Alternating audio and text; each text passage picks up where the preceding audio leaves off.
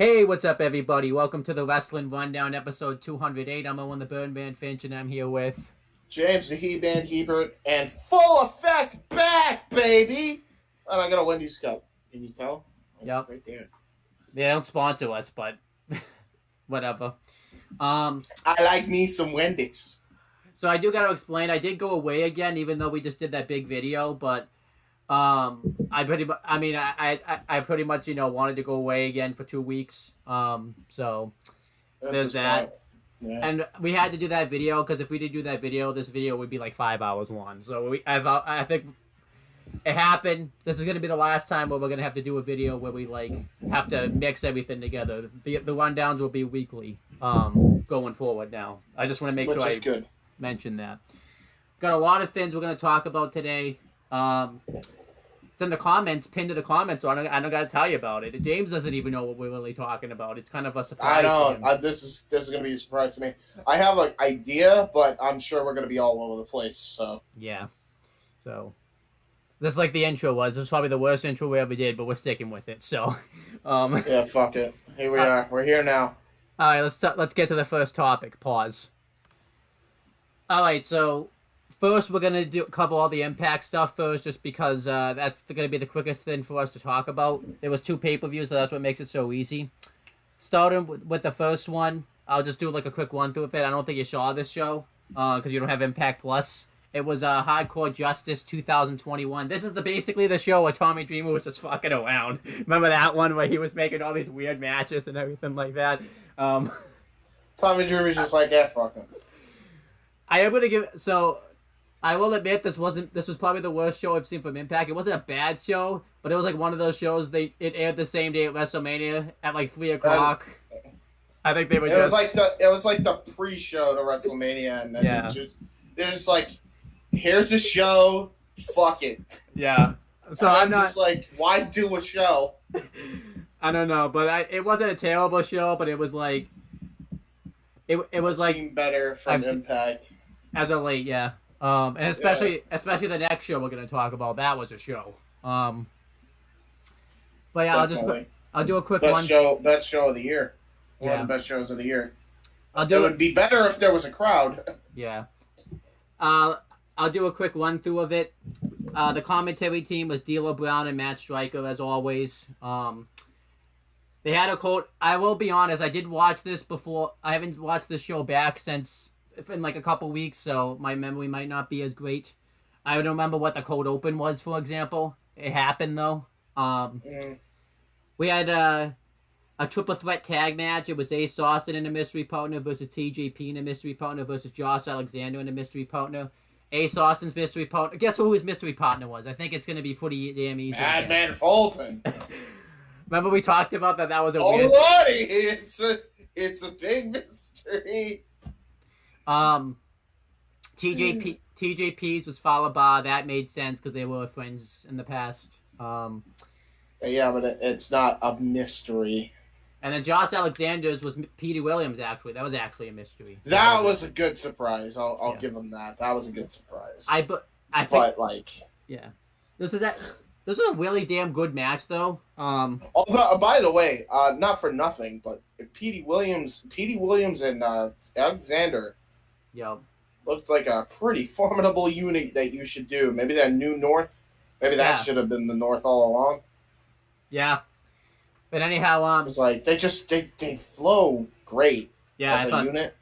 I thought they did. Yeah, This was a really good match. From what I remember of it, I believe Josh Alexander and Petey Williams won. I remember Falaba took the fall. I was gonna say he hit the Canadian Destroyer on Falaba, but I don't think that's happening. So maybe he did. Who knows? Yeah, I don't remember. He is little Petey Pump. But this was a really good match. This was like 3.5 stars. Really good. Falaba's actually really athletic for someone his size. Like, he's pretty damn. Remember when he wasn't? Yeah. I remember those days where he was humongous. Yeah. I could barely fucking move, and now he's fucking great. So then we had remember Chairly Legal? Remember that? It's a chairs match, pretty much. It was Sheila versus Hernandez. What Dreamer, I love you. Stop. This match was, I mean, it was all right. I really didn't. I'm not really a big fan of chair matches, so I couldn't get into it. And I've never really. The only good chairs match was one with Kalisto and Baron Corbin. Yeah. Ironically enough. Yeah. That was the only good one. And then I've never really been a big Hernandez or Sheila fan, anyways. So I think the only time I actually liked Hernandez when he was teaming with Chavo. I think that's it. So. No, his shit with LAX. Come on, man. Actually, another. Put some respect on Homicide. Actually, another time I liked him was in Lucha Underground when he was in it. I liked him there too. But LAX, bro, fucking Hernandez and Homicide. I wasn't watching Impact at the time, so. You need to go back and watch some old fucking shows for retro then. Yeah. Because that's some good shit. that Hernandez and Homicide were quite possibly the biggest act on Impact tag team wise. I'll have to give it a watch then. I remember the finish was Rohit Raju showed up and hit Hernandez with the chair, which allowed Sheila to win, so they're back together now, which is kind of random. Probably because they needed a fucking tag team because they're short on tag teams right now. I mean, it's not. I gave this match like 2.5 stars. It was what it was. And then we'll talk about Swinner's Palace later because that kind of builds into the whole show. Of course it does because they can't. They have a hard on for this guy for some reason. Can we cancel this fucking segment and never see it return with the light of day again? Please. I'm so sick of Swinger's Palace. It can die in a fire for eternity, and I will not complain. Yep. Next match was Doc Gallows with Carl Anderson versus Black Taboos with Crazy Stephen Rosemary. This was a pretty damn good match, actually. This was good, yeah. Yeah, I thought this was pretty damn good. Doc Gallows won with the, I don't remember what he calls it now, but the Gallows pole, from what I remember it being called, but I don't remember what he calls it nowadays. I don't know, probably still Gallows pole. Yeah, it's a pretty damn good match, though. I give it like 3.25. I was still kind of mad, though, because this isn't the Good Brother. I mean, that does get changed later, but this was still the Good Brothers that I didn't really like on Impact all that much. Like, they need to be the way they are on Dynamite, but it looks like that's starting to happen now, though. So, you know what they need to do? They need to they really need to start doing. They really got to go full in with this partnership. I know they say, well, it's pretty formal now. That ain't gonna do. You need to start actually making. If you gave Kenny Omega your world championship, you need to start going full in with a partnership on all fronts. Absolutely. Because this is we need. First off, we need the Impact titles back on Gallows and Anderson for this to make sense at all. Yep. They need to win the belts back. And quite frankly, hell, have fucking Kenta win the fucking IWGP US title. Just bring the whole Bullet Club and take over the industry. If you're going to do it, now's the time to do it. I'd love it, yeah. Continuing, though, But that's just me.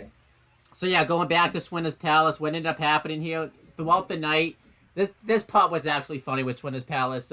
Triple XL were talking trash to James Storm and Chris Sabin.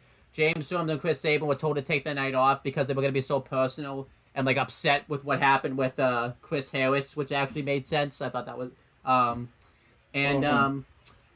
They basically challenged him to a match, but they just ended up drinking, and they played beer pong together. That was actually pretty damn hilarious, seeing, like, Ace and they were trying to...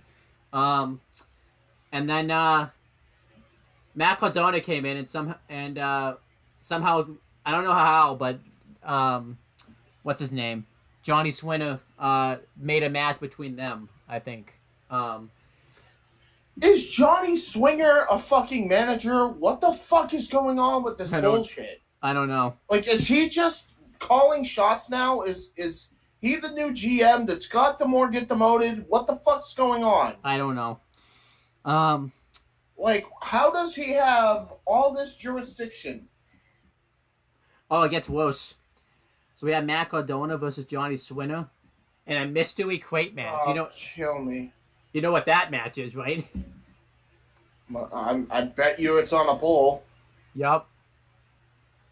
Why are they still doing on a poll matches? Do you remember that match that I think it was Booker T and Jeff Jarrett had where like they had to find the WCW inside the crates? That is the match they chose to go with? Yup.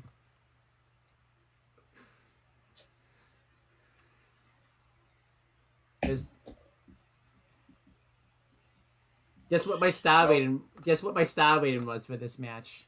0? I never go to 0. I usually give it something, and I gave it one. I at least gave it 1 star, but that's like the worst star I've ever given it. I might give it 0 though. I don't think it deserves a rating. Yeah, it's bad. The finish was Johnny Swinner was reaching into one of the crates, and he grabbed Brass Knuckles, and it took him so long to get him that it allowed Matt Cardona to hit the radio silence for the win. And then he ended up grabbing a crate and kept it, and that actually got used later on in the show. But this was a terrible match. They showed a classic... Can we just have him and Myers team up at this point? I actually like the storyline they have. I do too, but they had their match. Can we team them up now? We will see. Then we had it showed a classic moment from Hardcore Justice, which was the match from 2010 between Tommy Dreamer and no, not Tommy Dreamer. Who was it? Yeah, wasn't it Dreamer against? Who didn't Dreamer face someone at Hardcore Justice 2010? I don't remember who it was. Yeah, it would have been Raven. Yeah, I thought so. Dreamer versus Raven. Why they showed that? Not the whole match, just like a clip of the match. Yeah, cool for them. Then we had. Let me guess. Flashback moment of the week. Yep. Yeah, can we stop doing that? I'm not a big fan of it. Yeah. Like, I'm so sick of that bullshit. I'm sorry. Like, people are watching your show now. Nobody's gonna want to watch back when TNA used to be good. Like, if you want people to take your product seriously, showing them old fucking footage is not gonna help your case under any circumstances. Next match was actually it was a promo that turned into a match. Sami Callihan came out and called out and issued an open challenge, and this actually made sense. I believe it was Sam Greed, I think his name is. It's that like rookie that he laid out like a month ago that was like training with Rich Swann. I actually kind of like that they went back to this. I thought that made a whole lot of sense.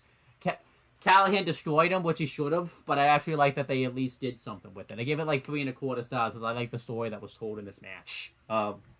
Yeah, are we gonna do the eventual team of him and Trey Miguel? Because that's what it seems like it's leading to.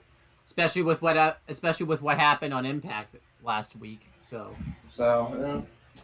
Then we had the Blind Games match. It was pretty much a hardcore match, except the competitors had to be blindfolded. It was Brian Myers versus Jake something. Again. Oh, what a fucking tragedy. The gimmicks in this match are palpable. It's pretty bad.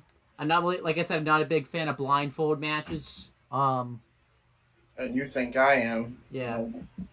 It was nice to see like at least the hardcore elements added to the match. I feel like if it was yeah, except that they do shit if you can't swing them because you can't fucking see. The finish was though Brian Myers attempted to cheat. The heel tried to cheat and lost. Boom.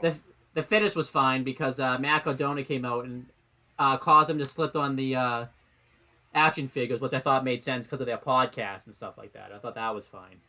But the match was like 1 star. Then we had this was a very good match actually. We had the #1 contenders knockouts weapons match. It was Jordan Grace versus Susan versus Tenille Dashwood with Caleb with the K versus Havoc versus Nevaeh, who's now released, versus Rosemary versus Alicia. Of course she is. Of course she is. I called that. I don't know what happened there, but I'm not shocked. This match was very good. Su Yun returned like I predicted was gonna happen and took out Susan, which was weird. But I actually kind of thought that was cool because I think they're gonna do the whole Karate Man, Ethan Page thing, which I think will be better because I don't think she's leaving the company. So I actually think we're gonna get like a cinematic match with Su Yun versus Susan, which I think could be kind of entertaining. No. No. After I'm sorry, but after the fucking Ethan Page bullshit, no. I don't trust Impact with cinematic matches, especially if it involves two people with the same gimmick. So, that is fair. But I like. I have every right to feel that way. So.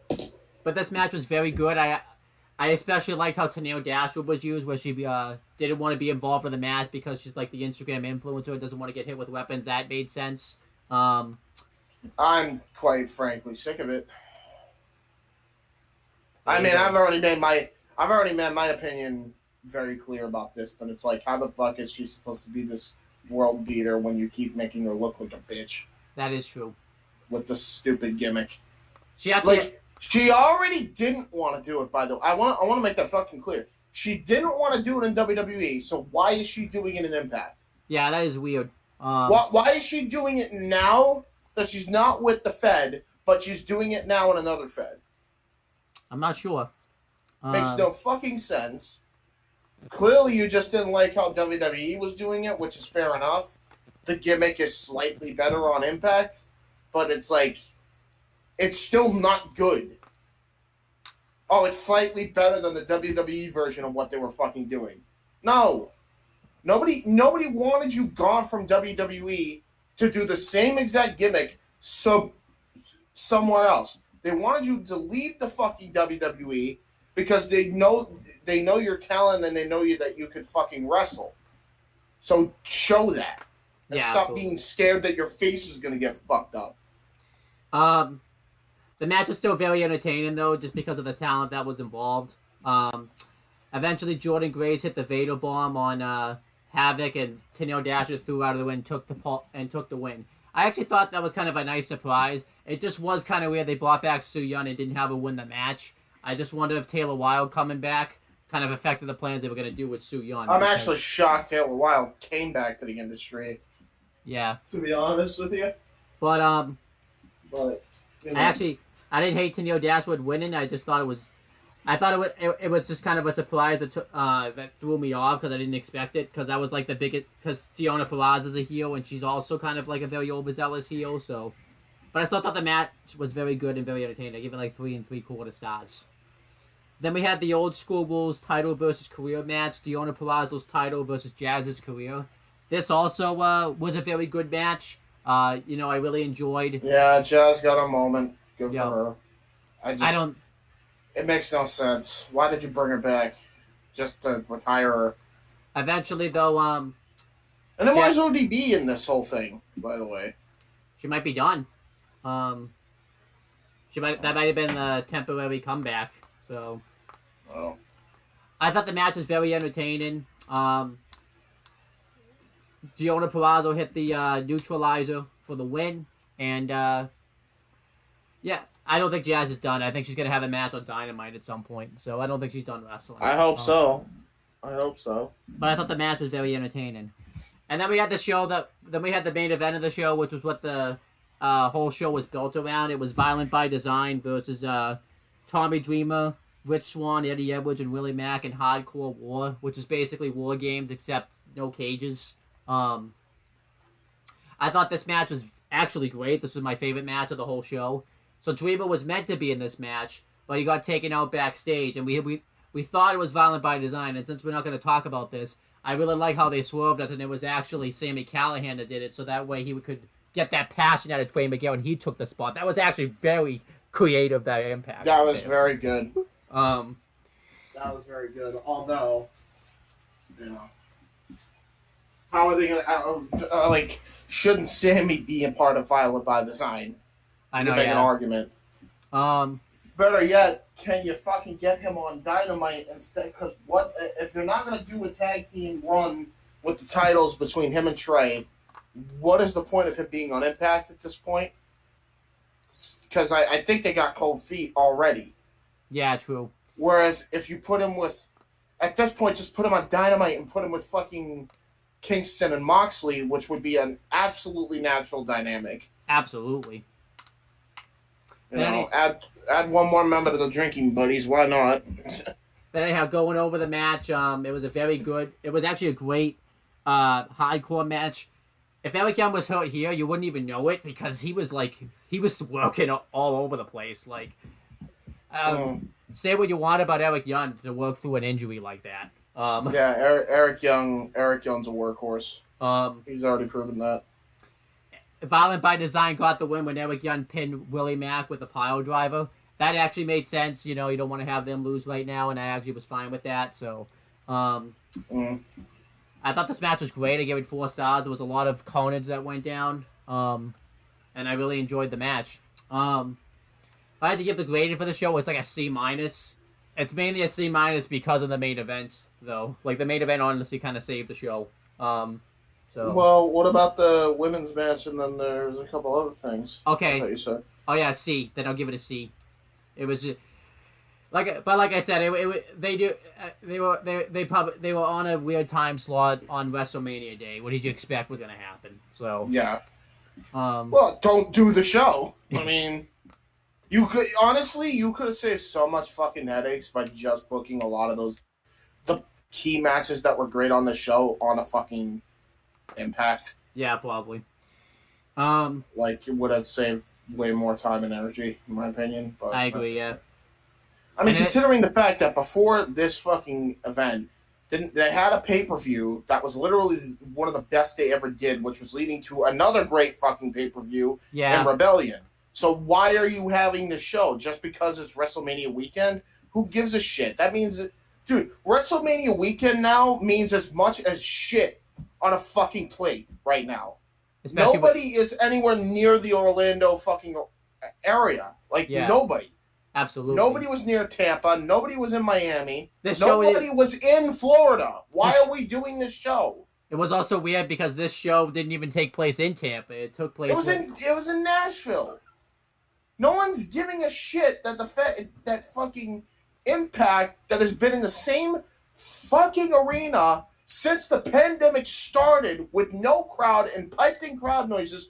Nobody's gonna give a single shit about Impact going on before WrestleMania. Nobody. Absolutely. So why book the show? I don't know. That was weird. It's so counterintuitive, dude. Yeah, it was bad. I get it. They probably would fuck it. Let's just have fun. I know Dreamer's probably all right, well, they gave me the book, so I'm going to just book this. But what the fuck was actually the point? What you spent money to produce the show. And I'm not saying money. I'm not saying to, if Eric Young got hurt here, then what was the cost? If this is where he got his injury. Exactly. And that's another fucking problem. He probably got his injury here. I wouldn't doubt it. Yeah. I mean, he probably would have gotten the injury regardless, even if you had the match later on an Impact, but, at least it makes sense. What the fuck sense does any of this shit make? None. Yeah. Stop doing useless shit. That's another thing I want to point out.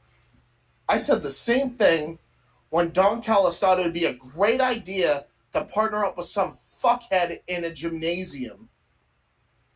And we ended up getting, what the fuck was that show? Oh, yeah. I forget the... Yep.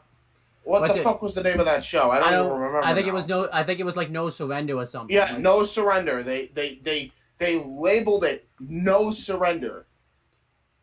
Because when I think of No Surrender, I think of some all-time fucking classic matches from the Bound for Glory series. That's what I think of fucking No Surrender.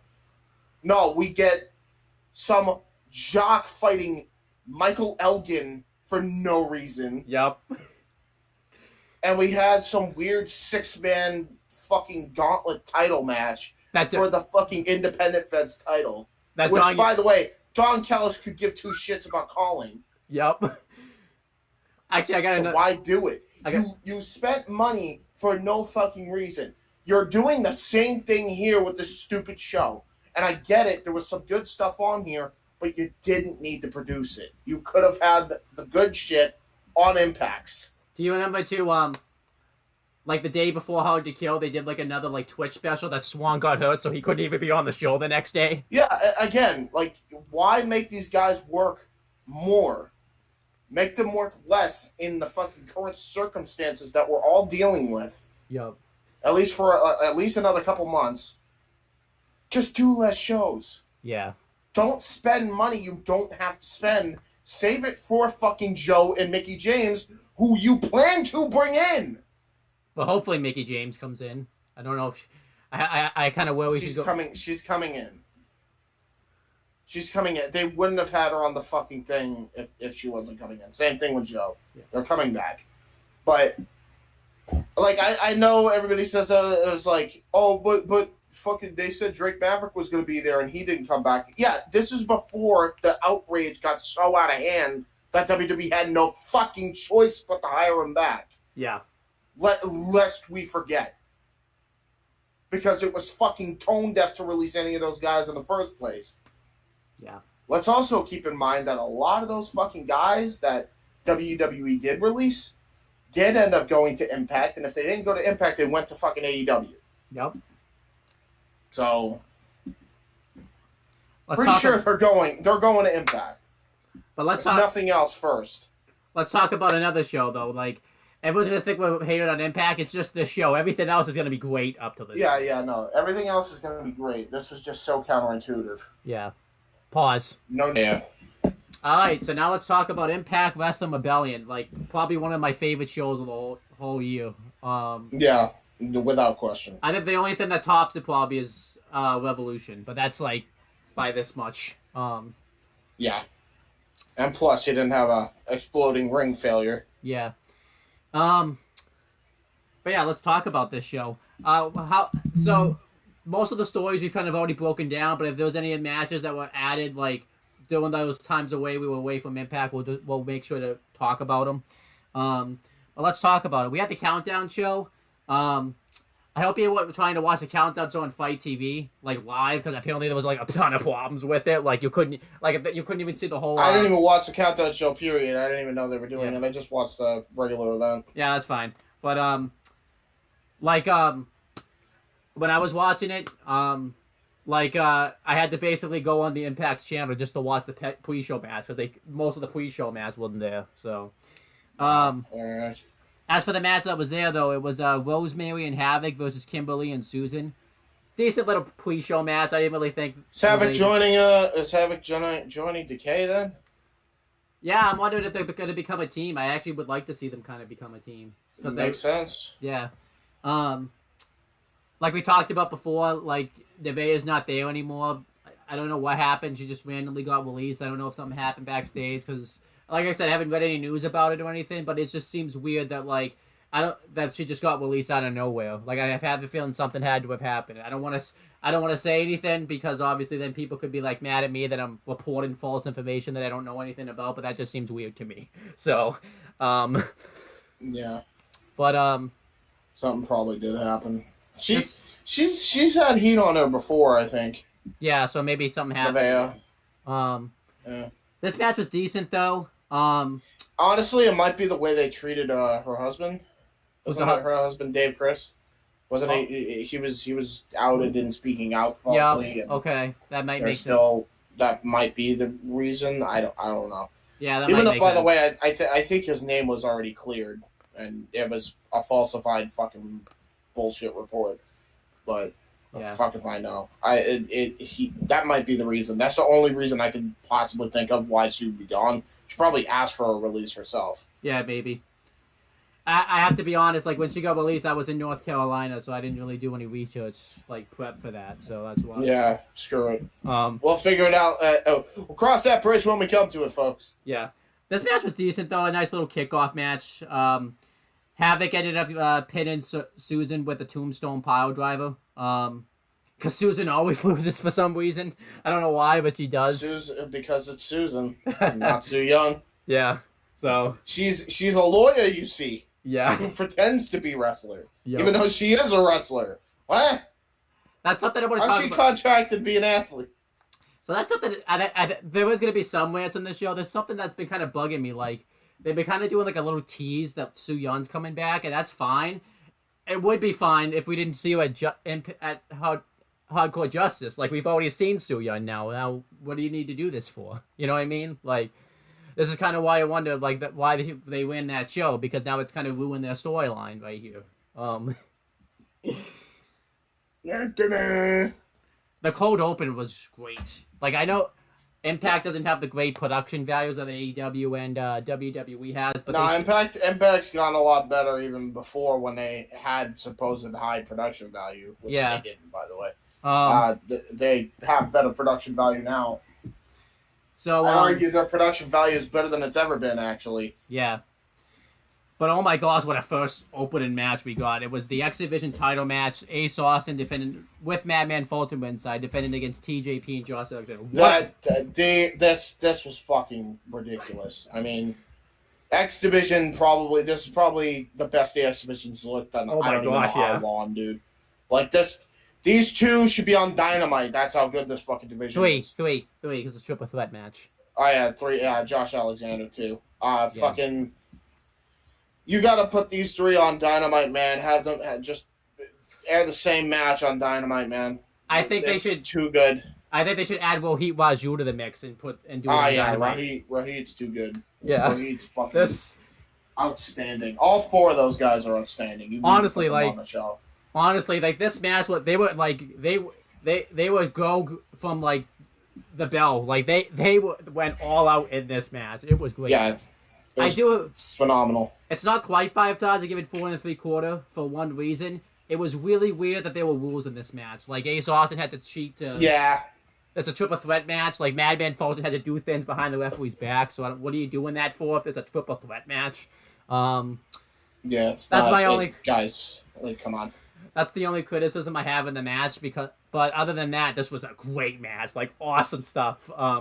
The finish was awesome. Josh Alexander won the belt. I was surprised by that. Like, Ace Austin just won the belt. I thought he was going to keep the title longer. But Josh Alexander, I'm happy he won this title. He's kind of like a different... He's a different type of X Division guy you wouldn't expect to hold a belt. Like, where he's not a high flyer. He's a fucking machine, dude. Yeah. He's a machine. This was great.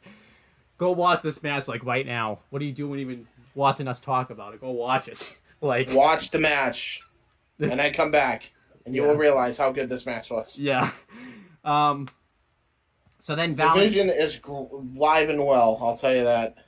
So then this is kind of where we have to talk about things that like happen on Impact because of how this 8-man tag was formed. So this is before we knew that Sami Callihan took out Dreamer. We still all assumed that it was Violent by Design. So Eddie Edwards and Willie Mack were upset with Violent by Design and wanted revenge for it. So it led to this 8-man tag where it was going to be Eddie Edwards, James Storm, Chris Sabin, and Willie Mack versus Violent by Design. Well, at least we thought so.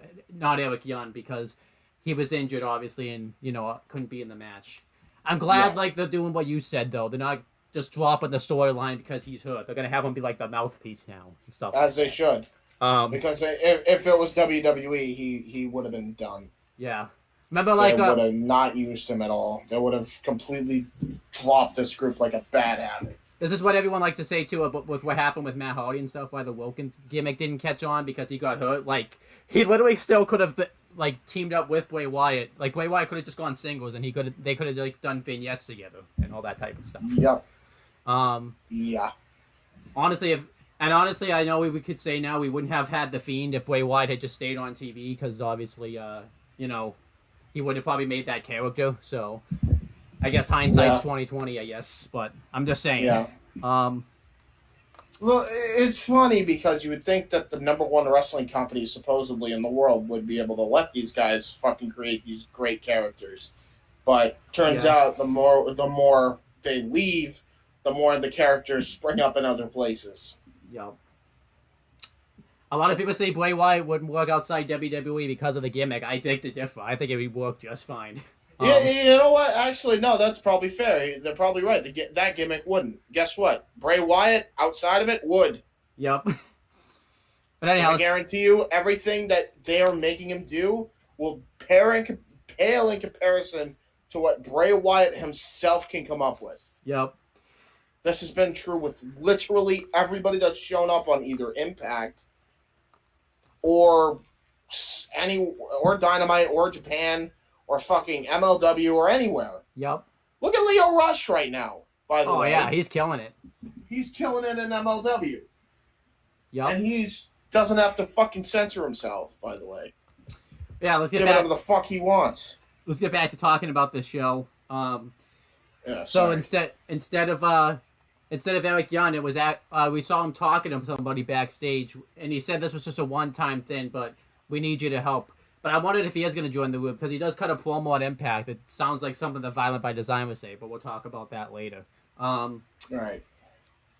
But it was actually how do you say his last name? W. Morrissey. W. Morrissey. Big Cass. He looked great. Like, I remember the last time I heard about him, like, he really wasn't doing too well. He was out of shape. He's ripped. Yeah. Look at this fucking guy. He looks like he eats meat and then pumps iron for a living. This match was very good. Yeah. I think the people that like shine the most in this match were probably W. Morrissey, Adina, Sabin, Storm, and Diener. Eddie Edwards probably. Joe Doran looked good everyone looked good in this match, but those especially were like the ones that impressed me the most. Yeah.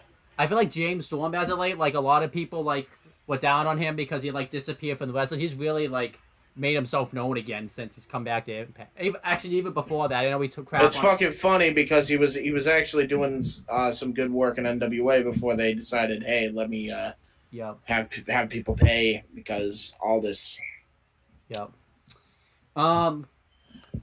And the finish was very good.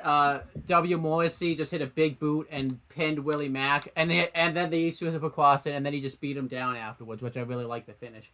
I do question though. This I probably should check my boy on the door if they shouldn't have done it with Willie Mack since he came out for the main event later. Though they probably should have done it with like Sabin or Storm, just so that because it was kind of weird. That I can agree with that. I can agree with that. Other than that, though, the match was still very good. I gave it like 3 3/4. It doesn't change my weight, and it was a very good 8-man tag. Then we had the biggest. I mean, obviously, I think I know people would say the biggest surprise of the whole show was probably the end. I honestly did not expect Tony Khan to be on this show. I did not see that coming at all.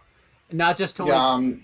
Not just Tony Khan. It was Aubrey Edwards and Tony Schiavone was on Impact that week. Like. They need to go full in. This alone shows why this needs to be a full-on partnership.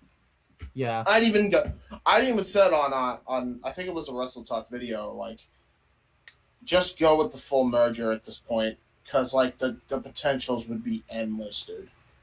Endless. Yeah, absolutely. But anyhow, I know I was probably supposed to say this for later, but I just couldn't wait to talk about it.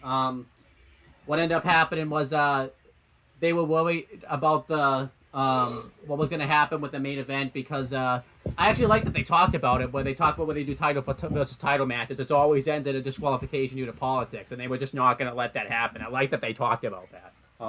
About time. Yeah, and then they announced they were going to have 2 referees. Brian Hebner was going to be one and Aubrey Edwards, and I really like how Scott D'Amore was like, we don't need to have this. We have a trusted official, and he had like.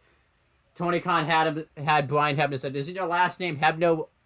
He was either referencing the Montreal school job. Loved it. It was obviously Montreal. I was also thinking of another thing. I was thinking main event with Hogan versus Andre because yeah, that's true. True. I mean, because I know it was supposed to be Montreal, but that was what came for some reason. Man, Earl and Brian have been involved, or the Earl. The Hebner family's been involved in a lot of controversy, huh? Absolutely. Jesus Christ. But yeah, they just decided to go with Tony Khan's idea. I don't know why they did. I don't remember exactly word for word like why, but I think they just decided to. It was just they just decided to be cool about it. So. Yeah. I mean, Tony Khan's idea worked. So.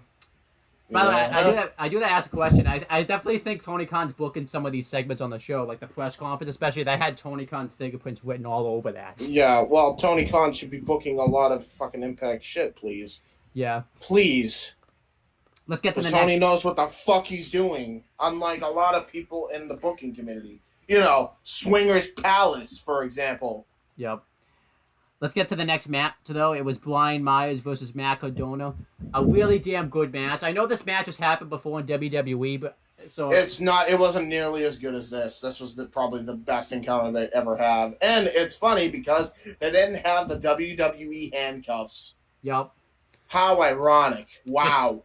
The match actually meant something because they could be themselves and not have to fucking worry about WWE cuffing their creativity. Wow, I'm shocked it was better. Yeah. Wow. Who would have saw that coming? This was really damn good, though. This is fantastic. Great storytelling, man. Yeah. I really love the finish where Matt Cardona hurt his leg and Brian Myers took the win anyways. The most professional wrestler took the win. Yep. Showing that he'd rather, win matches than keep the friendship alive. I would hope that this is the start of, the rekindling of the partnership, though. Yeah, I hope so, too. I want that to happen.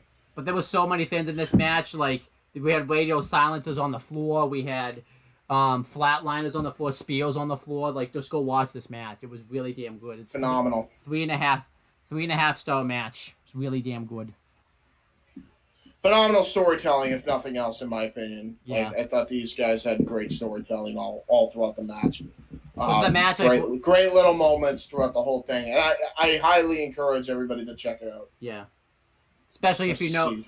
I feel like too, if you know what Matt Cardona and Brian Myers have been through in their wrestling careers, check this match out because you'll really love it. You'll appreciate the fact that they're not that anymore. They actually came off like bigger stars here than they did anywhere else. Absolutely. So. And then we had the Knockouts tag title match. What happened here was I'll talk about the build-up. So it was Fire and Flavor versus Jordan Grayson, a mystery. Well, at least before this, it was a mystery partner. So what happened was during Jazz's retirement speech. I will say I did like Jazz's retirement speech, minus the crowd. The crowd was they had pumped in the crowd to cheer the whole speech. It's okay, this is not how a crowd would react, but No. They're trying to get rid of because they don't want to have the empty arena stuff. So I get why they're trying to put the crowd. Well, we know it's an empty arena. I'm gonna say this for the last time. Just for the love of God, put Impact in fucking Daly's place. I'd much rather that than, oh my God, this fucking empty arena with piped-in crowd noise. But the one thing that's keeping me from watching it religiously, because I can't do the fucking nonsense, man. Yeah. So when Jazz and Jordan Grace, though, I like how they got around it. Where during the ceremony, Fire and Flavor interrupted it, but since Jazz hadn't retired yet, that she still got to have a match. I thought that was kind of a creative way they got out of that. And then when Jazz finally retired, Jordan Grace and her had earned a Knockouts tag title match, and she says she's going to honor the stipulation, so she has a partner for Jazz. And who was it? Rachel Elwin, which was kind of a cool little surprise. Yeah, but it makes no sense to me. I'm sorry, it doesn't make sense. I've already made my opinion known of this, but Rachel Ellering, Tessa Blanchard, and Teal Piper should all be a unit and go to Dynamite. That'd be great. Or if you want, you could start them off in Impact. I'll take that too. But I the whole thing with Tessa, it's long since passed, and fucking everything else needs to be.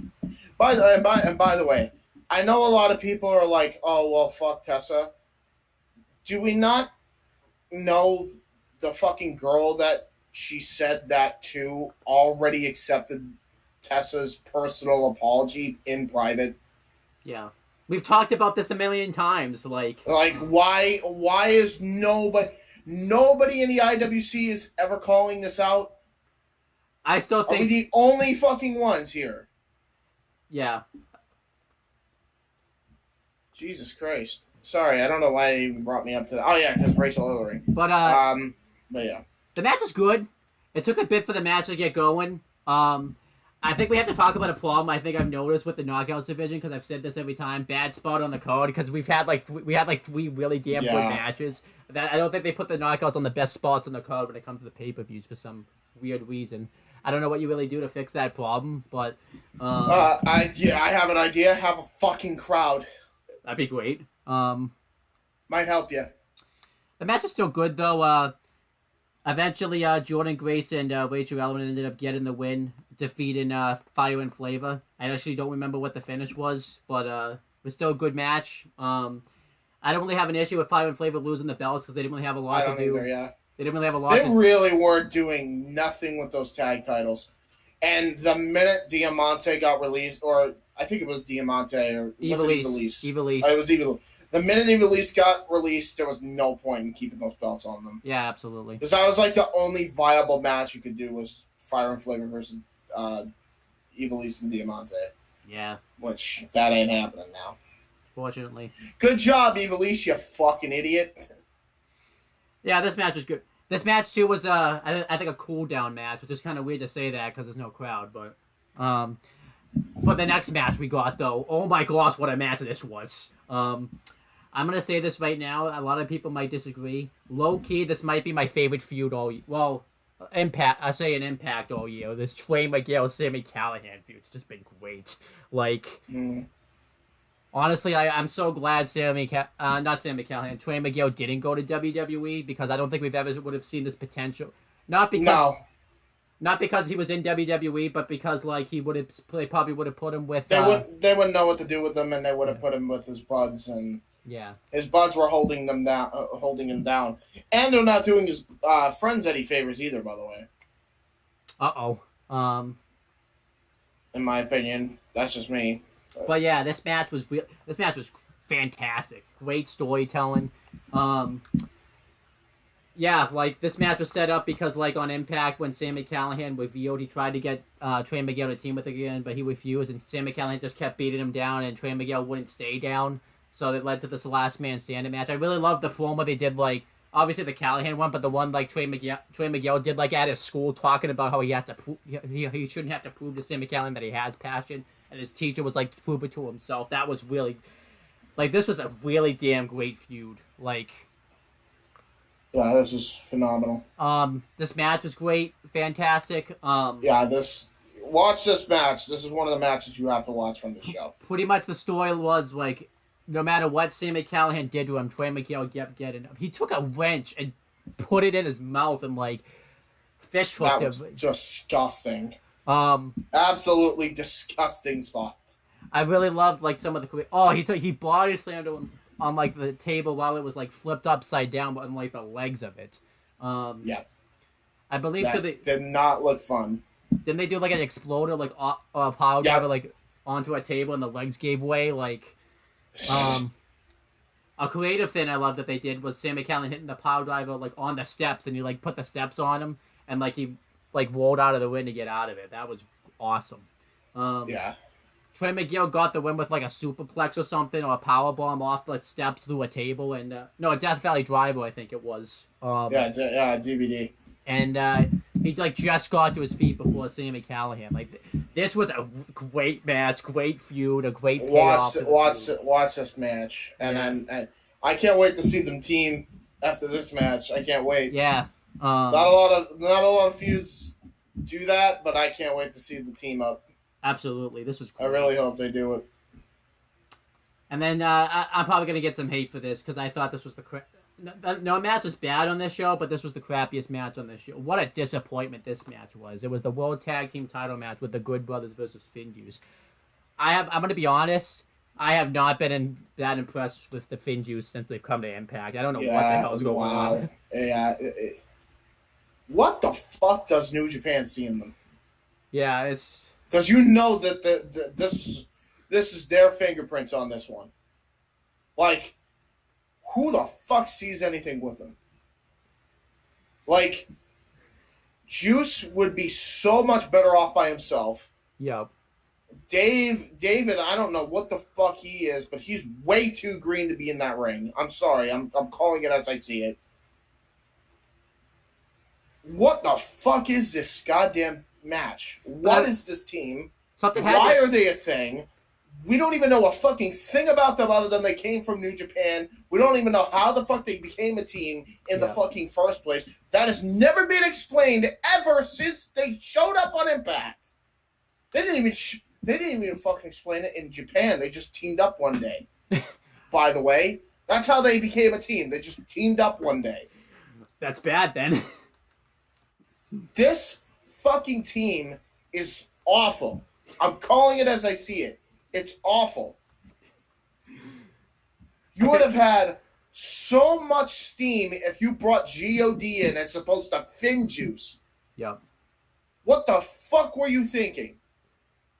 You had the opportunity right at your fucking fingertips to do Bullet Club and fucking... I'm just going to call it as I see it. It should have been Elite versus Bullet Club. That should be happening at Blood and Guts this week. And instead, you're dilly-dicking the fucking Good Brothers with Finn Juice. Yep. And this is the fucking payoff we get. A shitty match on a fucking pay-per-view for all intents and purposes. This was awful. This was fucking terrible. Yeah. Stop pushing Finn Juice and get those damn titles on G.O.D. or back to the Good Brothers. This is abysmal. Abysmal. And whoever the fuck's running New Japan, I'm not surprised considering their fucking world title's trash now. I don't know if anybody's seen that new design. Yeah, it's bad. I mean, give me a break, dude. You're telling me that this is a better fucking alternative than having the Gorillas of Destiny and Tonga and Loa coming in and winning the fucking titles from the Good Brothers instead? Are you shitting me? Like, you were building a potential feud here. I don't understand how stupid you must be. You had Kenta have an encounter with Kenny Omega. Would the next logical step be G.O.D. going up against fucking Good Brothers? I just don't know what happened, though, in this match, because the match at Sacrifice was actually very good. I don't know what happened here. Like, yeah, but nobody cared! It was good, but nobody cared. Yeah, I didn't really care. And you can tell, by the way, the fucking people carrying the match were Gallows and Anderson. They clearly didn't want to do that twice. Yeah. And it showed. Why are we having this match again? This was such a waste of time.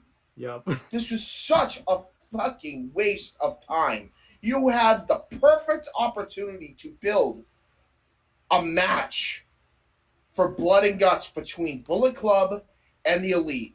You had it right there. All you had to do was bring the G.O.D. in. That's all you had to do. And then you could have done programs between Kenny Omega and Jay White on New Japan Strong.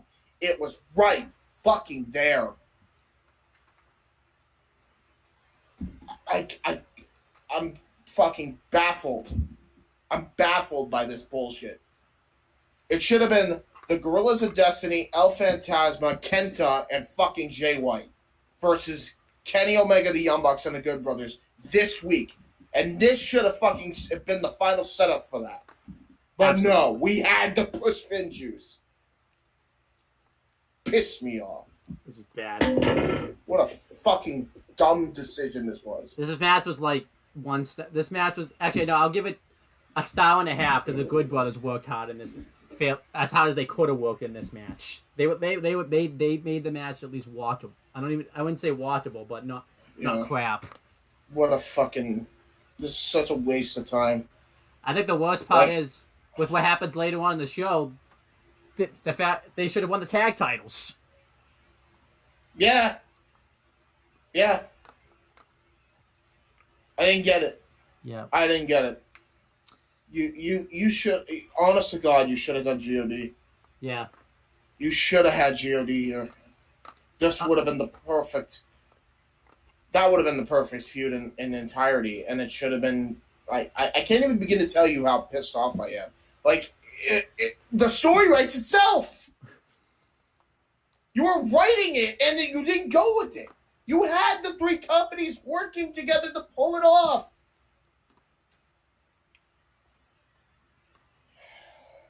But no.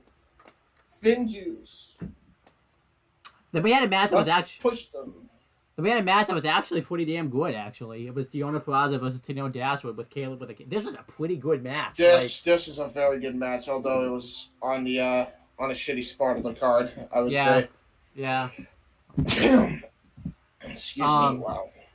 Deonna Purrazzo retained by making Tenille Dashwood tap out. I like that they made Tenille Dashwood look strong because she had the match won several times before then. And then Taylor Wilde returned, which really wasn't a surprise because they've been airing vignettes for her. It should have been a surprise, but then again, there's no crowd, so I guess it wouldn't have really mattered. I guess. Would have mattered? Yeah, probably not. I'm shocked that Taylor Wilde's back. I hate her theme song though. That's pretty damn trash. Yeah. Well, that's Del Oliver for you. Yeah, this match was pretty good though. They were 3 1/4. I think it was after a crappy match. I was still kind of pissed off about the tag title match, and I was just giving myself up for the. I was also giving myself up because I knew the title versus title match was coming. So I'm like, let's just get this over with. So, and it's kind of a shame because this should have been before the tag match. I think this would have been a great match. Yeah, absolutely. So, but now Finn Juice. Let's talk about this title versus title match though. Oh my gosh! What a fucking match of the year. This match is match of the year. There's a few things I want to talk about before we talk about the match, and that's some things. I know we talked about the build-up. I really want to talk about that press conference was awesome that they did. Oh, yeah. Big time. And I love the, it wasn't a countdown necessarily, but, the video package they did with, Jim Ross kind of being there for it and stuff. I don't know if you've seen that, but that was really awesome, too, that Mo narrated. Yes. Mo Manalo. That was great. I never would have thought I would have wanted to hear Mo Manalo, Matt Striker, and D'Lo Brown together on commentary. These three were so goddamn good. Yeah. Oh my god, dude! The moment I heard it, I'm like, "Fuck!" I can't. I actually have to redo my fucking PowerPoint. And well, in all fairness, I don't think he would have thought Mo would have come to Impact. So no, never. I thought it was a fucking pipe dream until he actually showed up. Now I want him there permanently. Well, I don't. Because honestly, if you're not gonna have the crowd there, at least have Morrow there on a permanent basis. Well, I think because the show needs the excitement. I think you want to be careful though, just because of his mental health and stuff. I don't know if he wants to work every week and stuff like that. So. Well, they tape every other week. They tape every other week. Yeah. Yeah. Just fucking have Morrow there every other week. What a fantastic match! Oh, I also, by the way, and by the way, I want to point out that everybody says that his mental health is a problem, and absolutely mental health first. I do also want to point out that Morrow did not have this issue anywhere else he worked where his mental health was fucked. Only in WWE was that happening. That's interesting, then. I want to point that out. I have to put that out there because people say that Morrow is just, too fucking you got to worry about his mental health. It wasn't just his mental health. It was his mental health being affected in a shit company that does not give a shit about mental health. And it's fucking clear as day they never did. Yep. So, sorry, kiss my ass if you think that's not the case. And I will say, if they did care about it, JBL would have been fired right after that, whatever situation was. Actually, no, it wasn't even JBL. It's still Vince. Yeah, Vince. JBL, you got to remember, I was his puppet. Yeah. So, there you go. I mean, it still doesn't make JBL any better, by the way. JBL's a fucking kiss ass and should have known better. Yep. But yeah, let's talk about. Before we continue, wait. One more thing. I bring this up because he never left Pride for his mental health. He never left New Japan for his mental health. He never had an issue in Bellator or Strikeforce. Never once did he have an issue there. And the only time he had an issue in NXT was when NXT's booking was changing and Vince was more hands-on right around the pandemic. Yep. And his mother was passing away as well. Yeah. Which probably also had a contributing factor to it. He's not dealing with that right now. Yep. He's moved on from that. He's doing good right now. So if I'm Impact, I'm using him because they need him badly. Yeah. This should not just be a one and done thing. This needs Mauro Ranallo. This program is in desperation of Mauro Ranallo, especially after the 3-man booth we heard. Yeah. Like this booth, I already said that this was going to be better than the NXT team. I think I undersold it. I think this might be the best commentary team that's ever been put together, period. I was actually worried about D'Lo Brown, like how he was going to fare since Striker and Morrow, but he was like on point with Morrow. He was so good. He was so good in color. Him, Striker, and Morrow were phenomenal on their game throughout this entire match. And this before we even go in for the fucking actual match itself, but these three need to be a permanent team. I don't know who's running Impact. I know certain sections are given to other companies now, but whoever's in full charge, I assume it's Callis, you got to put this guy on from now on. Mauro Ranallo, forever on Impact. He's too good not to be. Yeah, let's start. Some other things I really like too, how like all the Impact mainstays picked Kenny Omega to lose this match because of the brand loyalty, which was good because you want to have the loyalty and except the Good Brothers. The Good Brothers were the obviously. Yeah, I thought that was good. That was good stuff. Yeah. This match was fantastic. Oh, and I also love the one Moose gave to Swan because that looks like they're gonna do something with Moose and Swan probably again because. Remember what Moose said? If Swan lost, he was going to have to deal with him. Oh my gosh, he's going to have to deal with Moose. If I was Swan, I would not show back up on Impact for a while. You're like, you know what? I'm going to run. I'm gonna go to Japan. Fuck it. Why not? I was going to say, I would go play tennis, but remember what happened? Moose is good at tennis. Yeah, Moose might show up. Remember what happened when Moose was playing tennis? Beat the fuck out of some poor sap. No, I'm fine right here, guy. I'm fine right here. I still remember that. Oh my god, Moose is the best, man. I will say, I know we haven't talked about the match. Bound for Glory, Moose versus Kenny Omega for the Impact World Title needs to happen. By the way. Yes. There's no other match that should be the match. It should be Moose versus Omega. And Moose winning the titles. I think Omega would have had his one by that point. Probably Moose. Yeah. I'm fine with Moose winning it at that point. Let's talk about the match, and then I'm about to explain something after you talk about the match. This match was fantastic. Like, everybody was fantastic in this match. I love how Kenny Omega was a bit cocky in this match, but Rich Swann was, like, pretty much out-wrestling Kenny Omega. Obviously, kayfabe-wise, out-wrestling Kenny Omega. He was also... You also could tell that this was not I can fucking... I came to dance and have a good time and entertain Rich Swann. This is... I'm going to fucking beat you, Rich Swann. This might be the best I've ever seen. This might be the best, like... I've ever seen Rich Swann look, like, ever.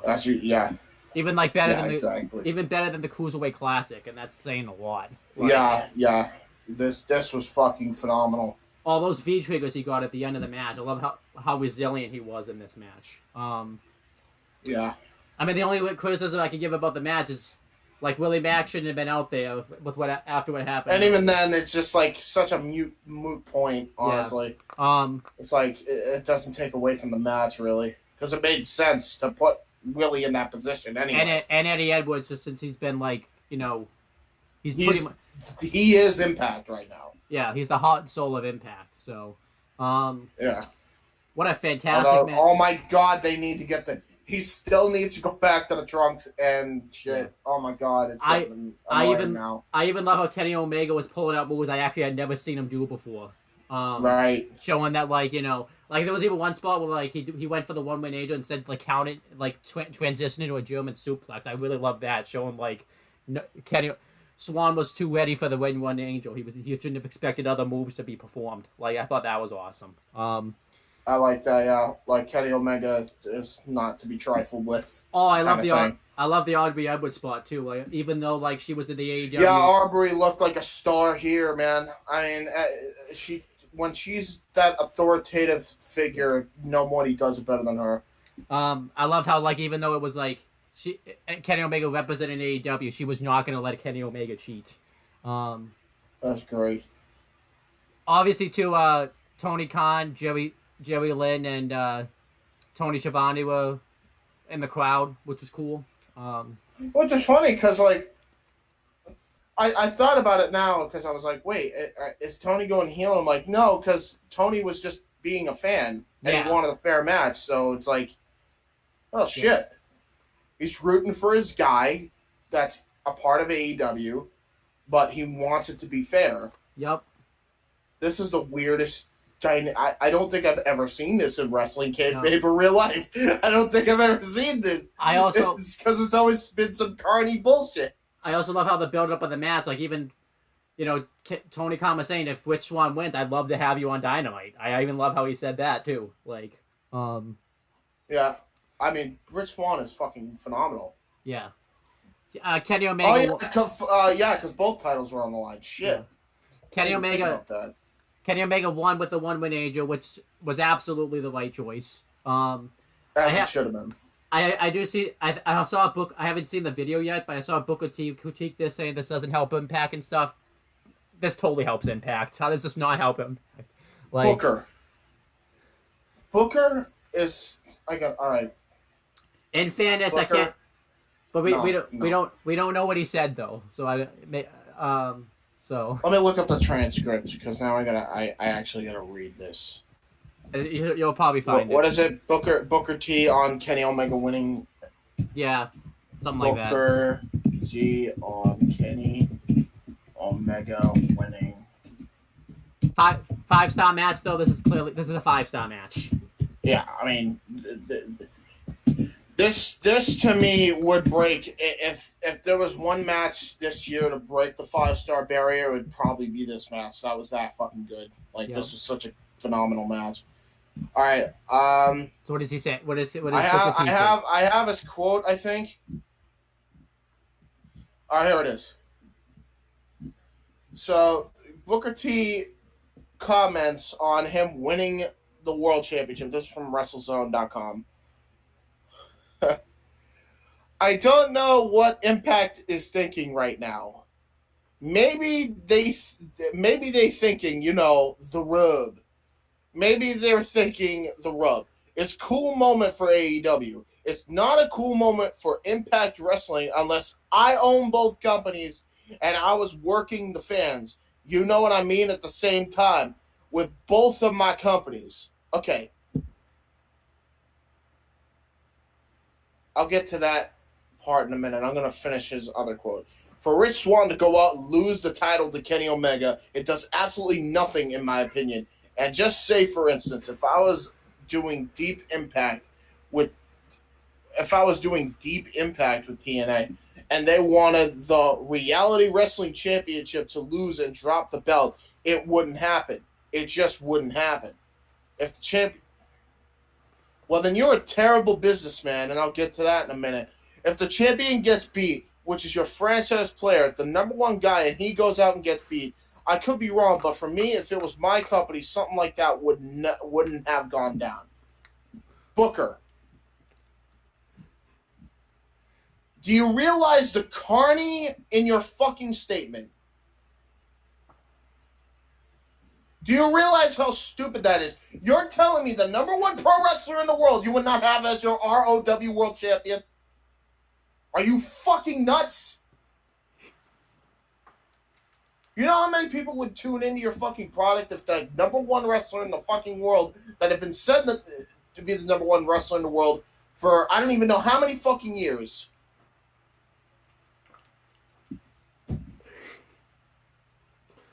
You're telling me that you would not have him win that belt?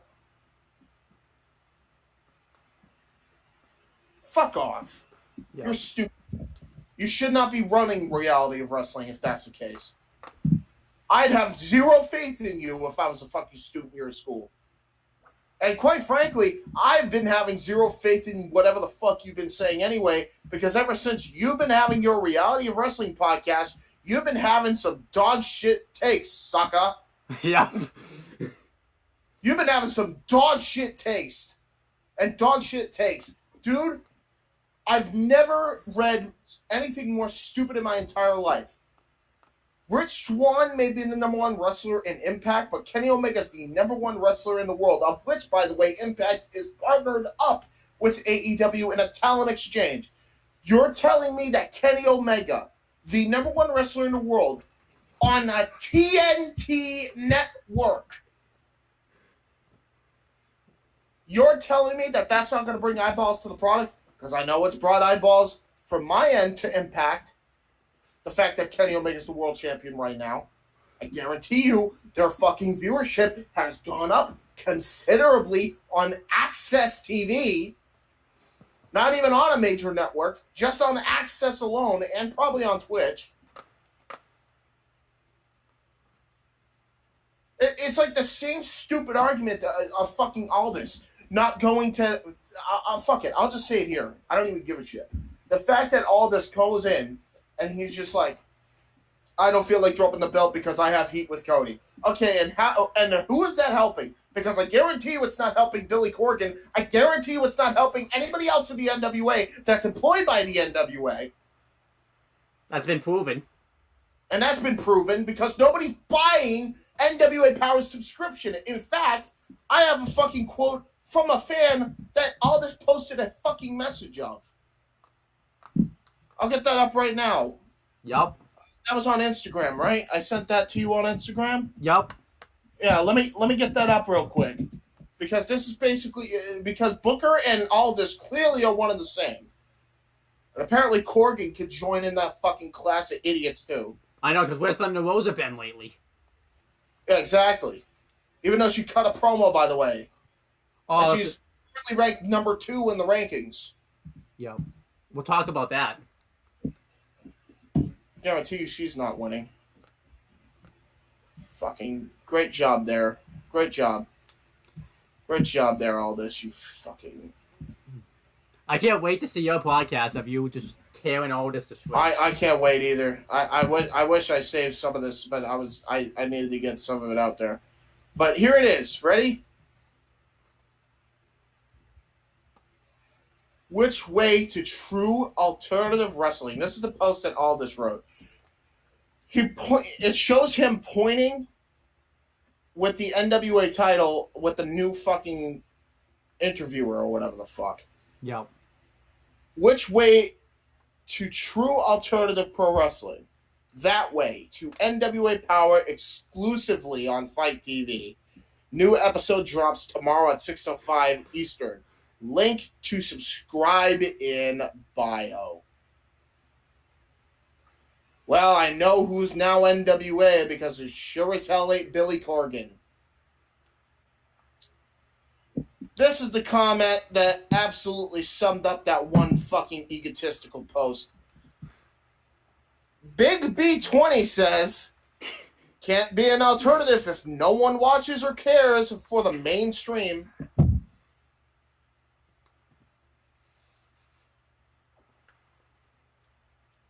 So, Booker, you're telling me that this is the kind of comment you want by saying that dumb shit? Sucker? Fucking idiots. Every single one of them. Who's got TNT? Who's got a TNT network right now? Who's on national fucking TV right now? Oh, yeah, I'm sorry. AEW. Who's making deals left and right with TV outlets across the globe? Oh, yeah, that's right. AEW. I don't see NWA doing that. Nope. I don't see Reality of Wrestling doing that. Impact damn sure ain't doing it. That's why they gave the belt to Kenny Omega.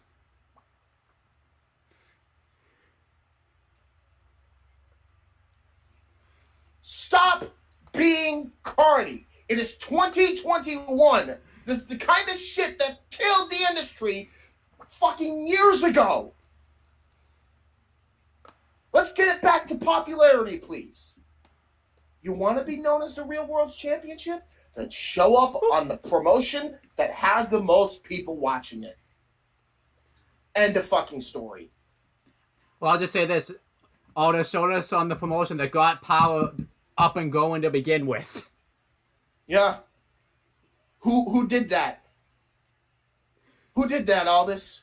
Cody. Oh yeah. The Unbox. The Elite did. The Elite had the world title match at All In. That was probably the biggest match. The Elite plugged the 70-year anniversary rematch on being the Elite. Yep.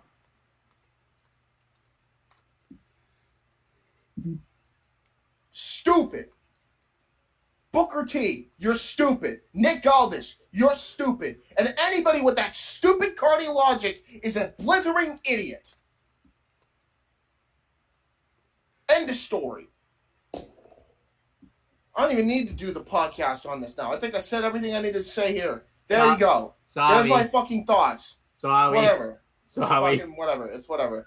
I got other topics. Don't you worry. Jim Cornette will replace him. Because he's the fucking carny leader in this bullshit. I can't wait to do it on him. I'll give you more motivation anyway. But fucking the fact that Booker said I wouldn't do it, well then you're an idiot. Let's get back. You're an idiot. Let's get back. What a fantastic show this was. Fantastic show. Absolutely great show. I'm gonna give it even with the shitty Finn Juice match. And by the way, I believe we didn't care too much for this match because I did, in fact, see the Good Brothers with the Impact Tag titles. In that image, I'm pretty sure. Anyway, I could be wrong. No, they didn't win the titles back unless they. Okay.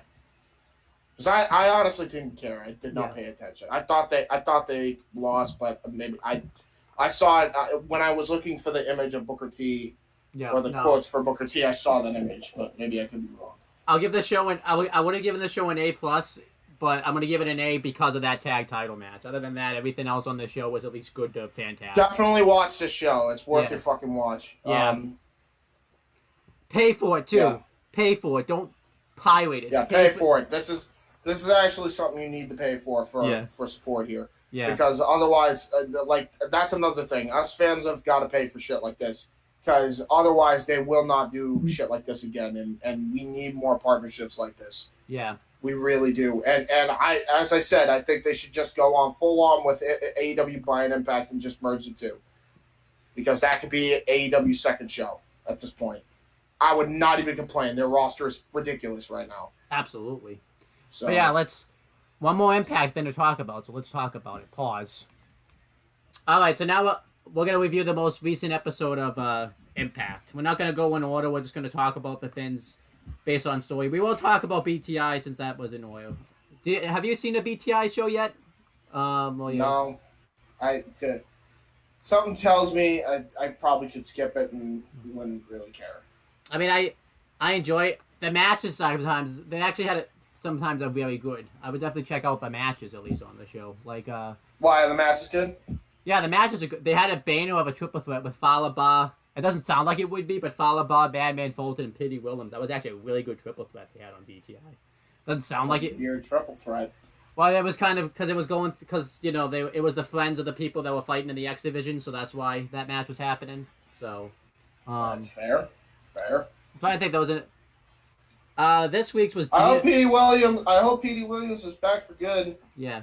Because I would love to see him and Alexander. Love to see him and Alexander in a match, please. Please. One thing we forgot to talk about. I know we it's probably we got to talk about how he impersonated Scott Steiner and did Scott Steiner math. That was awesome. I feel like we should have talked about that, but yeah, little Petey Pump. But yeah, who doesn't love little Petey Pump, man? The BTI stuff was a thing. It was actually good. Like I like John Burton, Gia Miller, and Josh Matthews together. They do some good. They do some good stuff together. The fuck is Josh Matthews even doing at this point? He's not even on commentary anymore. Like, what is he doing? He's like an executive producer for Impact. Oh, really? Yeah, he's okay. So. He's doing an alright job, I guess. They have this thing now, though. I want to hear what you think about it. I think it's just a rib on like Meltzer and stuff. It's called Iceman Intel, where they have Joyce Iceman like reveal backstage stuff that only he knows about. That's clearly a rib on like Meltzer and all that type of stuff. I'm not against ribbon on Meltzer at this point because boy is he a fucking idiot. But they actually made it serious because. Hey, and by the way, have you heard the story of he passed off a story as fact that they were considering Mabel to be the third man in the NWO? I think I heard about that. Yeah. Yeah, Bischoff really exposed them. And by the way, that issue of the WO is real. That's not a joke. That wasn't something Bischoff made up. That is a real publication by Meltzer.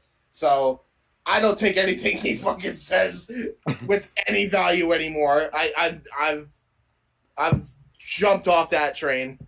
In a weird way, though, because we didn't talk about it, they actually made me care about Iceman Intel because when we had first heard it, when they made the announcement about the Kenny Omega thing, it was him that said there's a special announcement coming about a title match coming up. So I actually kind of listened to what he says. I mean, some of it's crap, but he did get one right. So yeah, okay. So Meltzer, it's just Impact's version of Meltzer. Yeah. James Storm did wrestle Dino on the show, though. That was a really damn good match. So definitely check that out if you get a chance. James Storm won with the last call. James Storm and Cody Deaner sounds like a decent fucking match, actually. Yeah. James Storm won with the last call. By the way, holy shit, is Cody Deaner a star, by the way. I hope he actually succeeds this time. This is a far cry compared to where he was when he first showed up in TNA. Remember that? He was the fucking boyfriend of ODP. Yep, I remember that, yeah. I'm just going to talk about the world title situation because that's kind of the big talking point right now. What's going to happen with the world title? So everyone was pissed backstage. Omega's going to defend it. Like, it's not that deep. Like, I love how they say that. Like, he's not going to defend the title. They did the same thing when Cody won the Ring of Honor title and he wants to sign with Ring of Honor. It's like, obviously he's going to defend the belt. You gave him the belt because you expect him to show up. It's not that deep, guys. Like, but anyhow, I expect some belter matches. I would love to see Kenny Omega fight Sami Callihan. I'd like to see Kenny Omega and Eddie Edwards, which I'm sure we're going to get at some point. I'd love to see. I absolutely would want to see him and Moose. Yeah. Hell, bring back Van Dam for a one-off. That would be a match. But yeah, like, there's a ton of possibilities with Omega. Clearly, he's here to defend the belt, guys. It's okay. You didn't lose the title. Kenny Omega's defending the AAA championship. They didn't lose their belts. They're okay. They're actually the number one promotion in Mexico right now because Omega has the belt, by the way. Just a little fun fact. Can you say that so Yoko Otis can hear you? AAA has Kenny Omega as champion. And they're the number one promotion in Mexico. Not saying NWA would be number one, but really be a light things on Marblehead moment. Yep. But they did a storyline throughout the show. Everyone was pissed backstage because they didn't know what was going to happen now that Kenny Omega was the World Heavyweight Champion. So Scott D'Amore came out and says, we'll take care of this in the ring.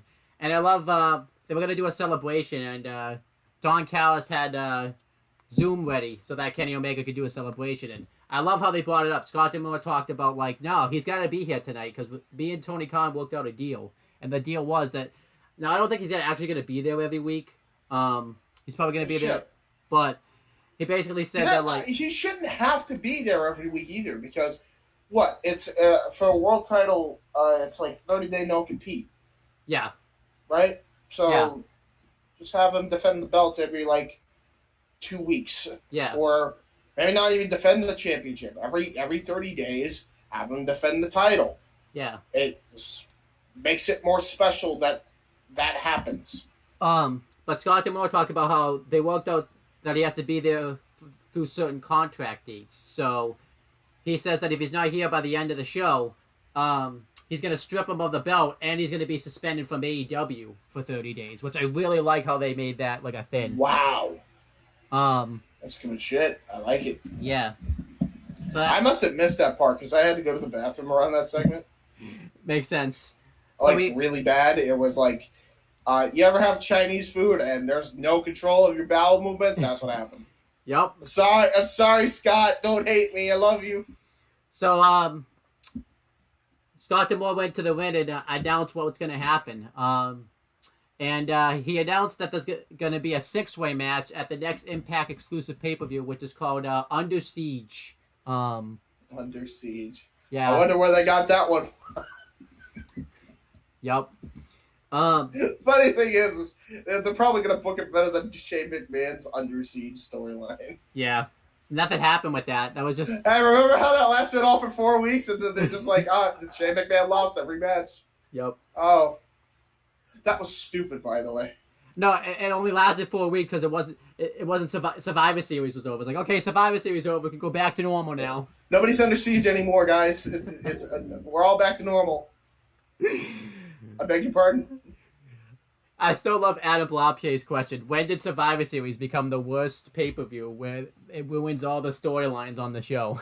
Do you remember when he asked that question? He's correct. Yep. He's correct. I agree with Adam. I agree with Adam wholeheartedly. In fact, I think Adam should be fucking hired by somebody because he would not forget about this shit. Yeah. Like a lot of other companies would be. Did you see how he I mean, he didn't really rebook it, but did you see how he would rebook Retribution? Did you see that video? I'm not, but I gotta read. I might have, but it's been too long. Yeah. I do have to watch it. Yeah. I'm so glad. That part's fun on. It's great. I'm so glad he's back booking stuff now. Yeah, or just being on YouTube. Yeah, and I'm happy he's not I'm happy he's not the main focus of he's not the main focus. He's just kind of there. So it's probably good for his mental health. Anyhow. Probably at this point, yeah. Let's talk about the world title situation though. So Scott D'Amore announces that Under Siege is going to be a 6-way match, and either the winner is going to face Kenny Omega at a future date for the title. Probably going to be not Slammiversary because that's too long, but the next pay-per-view, whatever. Is it a 6-pack challenge? Yeah, it's basically a 6-pack. They call it a 6-way match, I think, because of copyrights and all that. If I'm Scott D'Amore, and I know the people that he involved in it, I wish it included 3 AEW guys and 3 Impact guys. Yeah, that'd be great. That would have been phenomenal. But he announces there'll be qualifying matches, which I like because I like qualifying matches. You're gonna see that in my fantasy book and how much I love qualifying matches because I like it when people earn things. So, but he announces though if Kenny Omega does show up, if they don't, you know what the funny thing is? I am okay with somebody not earning it and getting it, but they have to do it in devious circumstances. Yeah, that's fine. And you can't do it every week. Yeah. So that's just me. But yeah, and he announces if Kenny Omega doesn't show up, then the 6-way match will be for the world title. Spoiler alert: he shows up. But let's talk. No shit, guys. It's okay, and I don't think he's that unprofessional. It's okay. He's got the title. He'll come to defend it. It's okay. We had the qualifying matches. The qualifying matches on this show was Jake something versus the returning Chris Bay because he was injured. I think he had a leg injury. And then it was also Matt Cardona versus Brian Myers. I thought it was too soon to do that match because I thought they should have done something where Matt Cardona wanted the match, and Brian Myers you said it was just one and done and that was it. But I thought they kind of rushed that, but that's just my opinion. And then Sammy. At the end of the day, they should have made that a fucking semifinal, in my opinion. No, it's a qualifying matches where the winners get into a 6-way match. Why aren't they in it? They should both be in it. No. I didn't book the matches, so. You got to talk to Scott D'Amore about that. So, Scotty, what are you doing? And he also announced, and it was also Sami Callihan versus Eddie Edwards. I didn't really hate that they did that match, but they just did that thing where they like blew off. They did the blow off. Yeah, I said the same thing. I'm like, why are you doing this match again? And you just did the blow off for another feud. Why don't you invert this and have both Brian Myers and Matt Cardona, or Brian Myers and Eddie Edwards, or Sami Callihan and Matt Cardona? I don't know, any combination. Well, in all fairness, they did the blow off to Brian Myers and Eddie Edwards too, though. So, okay, so have Sammy fight Brian Myers, since clearly we know his face, we know where he lies, even though he's a tweener, and then have Cardona fight Edwards. Yeah. Problem solved. But let's talk about these matches, and then we'll talk about the matches that he announced. The first one was Jake Something versus Chris Bay. That was a really damn good match. That was really very good. He Wazoo screwed him over because they're feuding. I can't take it seriously because of the guy's name, but it was still really good. Well, he Wazoo screwed over Jake Something and allowed Chris Bay to win, which I actually kind of like because there's kind of some history, I think, between Chris Bay and Kenny Omega. Oh, and I also forgot to announce that Rich Swann can't get a rematch because of the stakes, which I kind of like how they explained that. Like, basically, both agreed not to have a rematch because I don't think you need to. I do think eventually. No, you didn't need to do it again. I think eventually they'll do it again, just not right now. No. And then. And if they do it again, it's going to be on Dynamite. Oh yeah. Telling you that right now. It's not going to be on Impact. And then Matt Cardona beat Brian Myers, which I thought made sense because I think now they're going to do like a third match where it's like who's best of 3 series type of thing. So I don't really mind that too much. I like how this time Matt Cardona was extra aggressive in this match too. So agreed. I think what's going to happen in the 6-way match is Brian Myers is going to screw over Matt Cardona probably. So I can see it. And then throughout the show, Don Callis was trying to get Kenny Omega over here, pretty much. I think he was probably still in Florida or something, or I would assume, because Dynamite was the next. If we're talking in kayfabe, Dynamite, was a day earlier, so in kayfabe he was probably in Florida. So he pretty much had. So he was trying to fly him over here. They did it, and they did a thing throughout the show where Johnny Swinner had to pay Don Callis a lot of money. I think $20,000 since he lost the bet that Kenny Omega that Rich Swann wasn't going to kick out of the okay One-Win Angel. So Don Callis says, "Well, I'll handle your bet if you go send someone to pick up Kenny Omega." I didn't really mind that part. I just obviously didn't like the Johnny Swinner part because he was being Johnny Swinner there. But I liked how they got around. I like how they kind of did. Yeah, that was innovative. I'll give them that. That was innovative. I do think it's funny because even though I hate the gimmick, since he doesn't know about cell phones and stuff, like Don Callis said, I'll text you. But I'm like, dude, he can't text him. He doesn't know cell phones are a thing. So I was wondering what was going to happen there. So then it led to the main event, though. It was Sami Callihan versus Eddie Edwards. By the way, since this is the first Impact show we're going to review, I know we've talked about it before. Stop playing the music when you go to commercials. I hate when they do that. That's just terrible. They need to stop doing it. Enough of it. No more. Actually, I can even. I would be okay with it if there was a crowd. Fair. Like, we'll be right back, but there's no crowd, so it just looks stupid and out of place. But I liked how throughout the night too. Like, I always like when they talk about it, but Matt Stryker and D'Lo Brown were giving their takes of what they thought of Kenny Omega not being there and stuff. I really like how they were giving their takes, where they just weren't taking that any.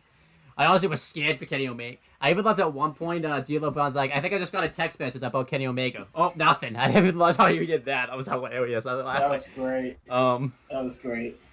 How much do you think is improv? I feel like they're just going with it at this point. Some of the They should. I mean, I've been saying that Impact needs to do more improv bullshit, not fucking. I mean, scripted crap. You could tell they're not really there because I think they're clearly taping the commentary over it, but it's so nice that they that there is some improv there. Right. I agree. And then we had the Sami Callihan Eddie Edwards match. It's not the best match they've ever had. I think the best match they probably ever had was, I haven't seen it, but it's probably the match where, like, weirdly enough, where Sami Callihan ruined his face and led to this gimmick, probably. Right. And there was no finish. I really didn't hate that too much because we don't really see AEW or Impact do this all that much, so I don't really... Yeah, so I wasn't complaining either. Like, like whatever. I'll explain. If WWE did it less, I wouldn't hate it. But WWE does it like I think WWE did it like once every week. Yeah. Oh, we booked ourselves into a corner. Just book a non-finish. Now, technically, Sami Callihan wins because they attacked him first, but they never really go with that. So, but there was a thing though where Sami Callihan confronted Don Callis. In this thing. So, do you think they're gonna make this a 7-way match, or just have Sami Callihan and Eddie Owens both be in it, or do you think they're gonna do a 3-state like a no holds barred match or something, or a ladder match where the winner gets in it, so no one can interfere and stuff? I know at some point they're gonna have Sami challenge for the Impact title, and he's probably gonna have help from former boys and Eddie Kingston and Jon Moxley, which would make so much sense for their history that all three of them share. And at the end of the show, Kenny Omega and the Good Brothers stood tall. Finn Juice tried to come out and make the save, but they got their asses kicked too, which I was happy about. Because I don't like Finn Juice, so... Nobody likes Finn Juice. Well, I think that's obvious. Finn Juice likes Finn Juice, that's it, so... Yeah, Finn Juice likes Finn Juice. And guess what? They're about the only two that like Finn Juice. Yep. But now we have... They did some build up to some other matches. I believe the other matches, the qualifying matches for the next episode, are going to be Trey Miguel versus Rohit Raju. I can't wait for that. That's going to be great. Trey Miguel. Take my money. Shit! It's free TV. Fuck. Trey Miguel's probably going to win that match, but I wouldn't complain about that. That makes sense. Yeah. We're going to have I think it's Rhino versus not Eddie. Chris Sabin. That makes sense. I would have preferred Rhino and James Storm. Well, there's actually a different match. It's Moose versus James Storm. So. Oh no! I would have done James Storm versus Chris Sabin and have. I know they're tag partners, but it would have made more sense. And I would have had Rhino versus Moose. Yeah. I would have revisited that match.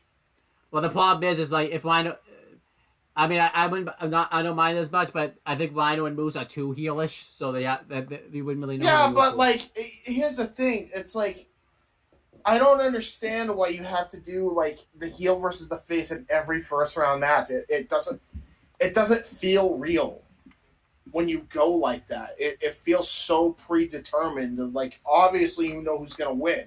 Whereas if you book a heel versus a heel, or a babyface versus a babyface matchup in a tournament, you don't know who the fuck's gonna win. It's qualifying match. It's not a tournament. Well, you know what I mean. Yeah. It's the same principle.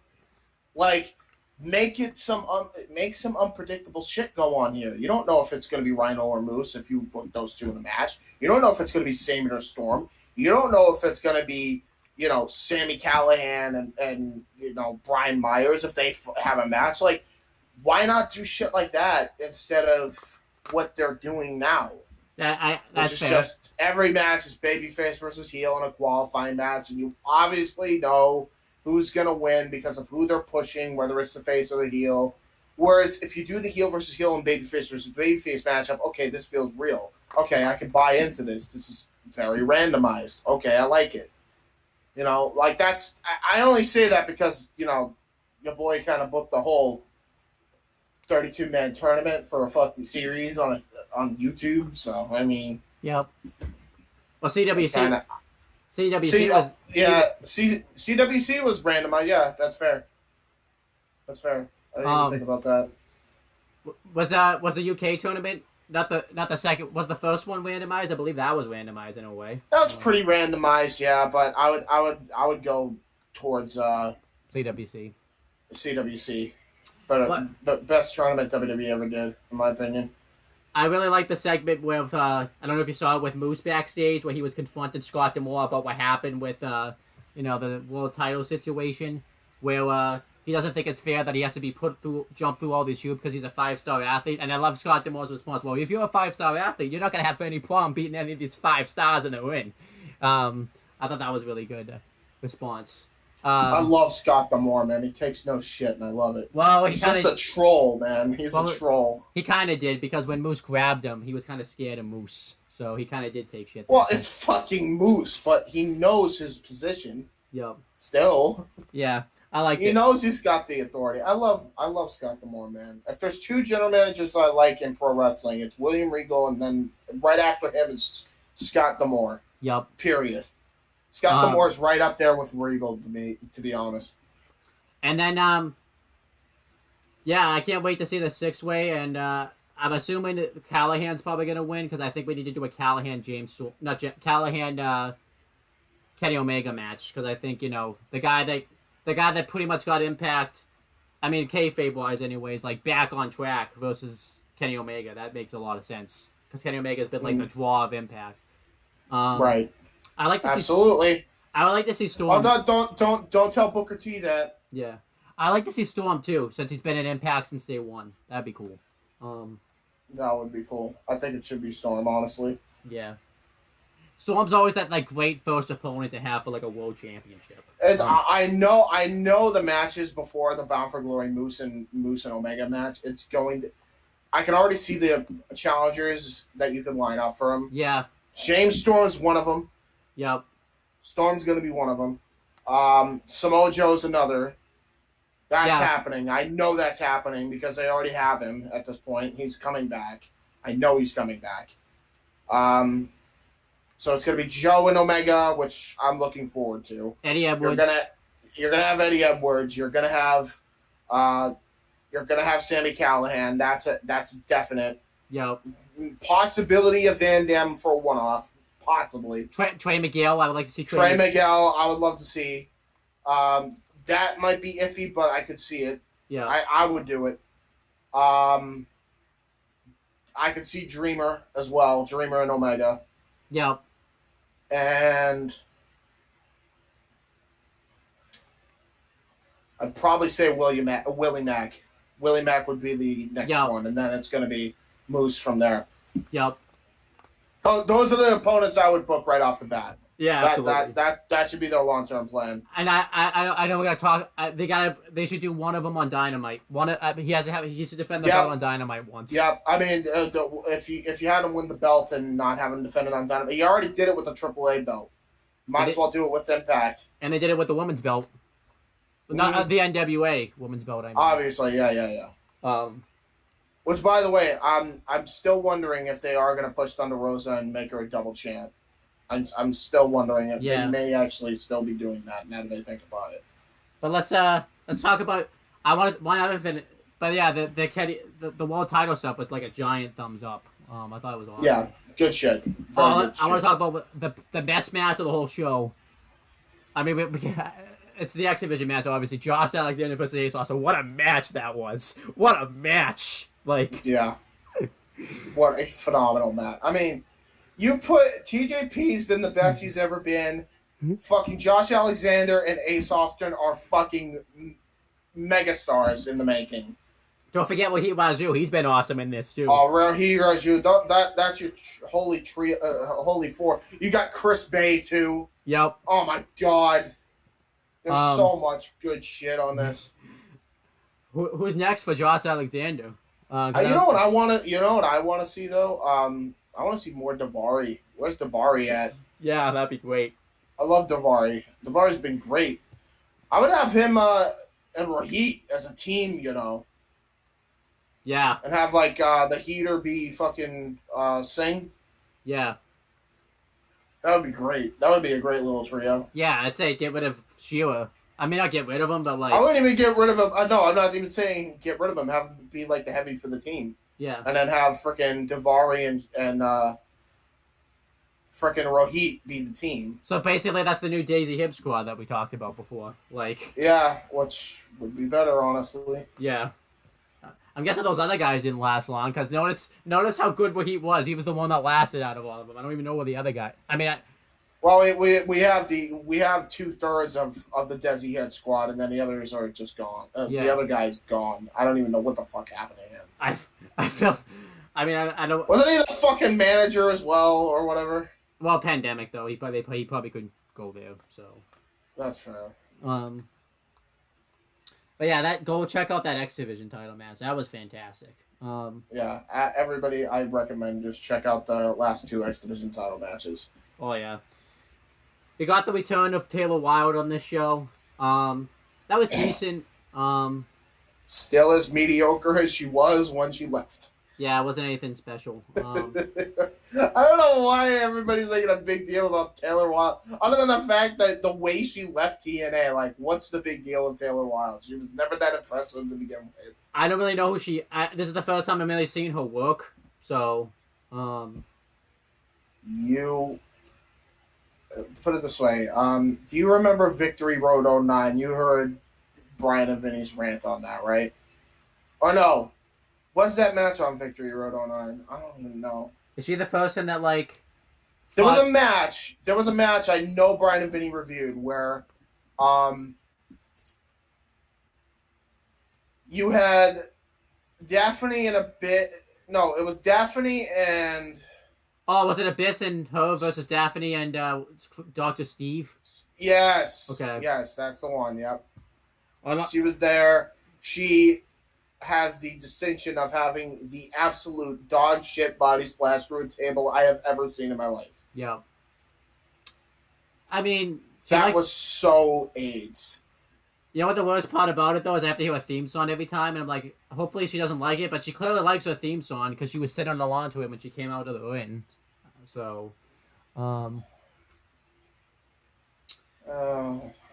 she's probably taking the title from Deonna, which I don't think is a good idea. I think they should go the Su Yung. No, it's not a good idea. No, Deonna should maintain that belt until Mickie James comes in, at the very least. No. Not Taylor Wilde. No. That's a negative. Or Su Yung. They're planning on doing that. Or have a lose it to Su Yung. That makes sense. Yeah, I'd take either one of those two than fucking Taylor Wilde. Fire and Flavor also announced that at Under Siege they're invoking their rematch clause for the Knockouts tag titles. That might be a good match. I'm not going to complain about it. So, I honestly stopped caring about the Knockouts tag division a while ago.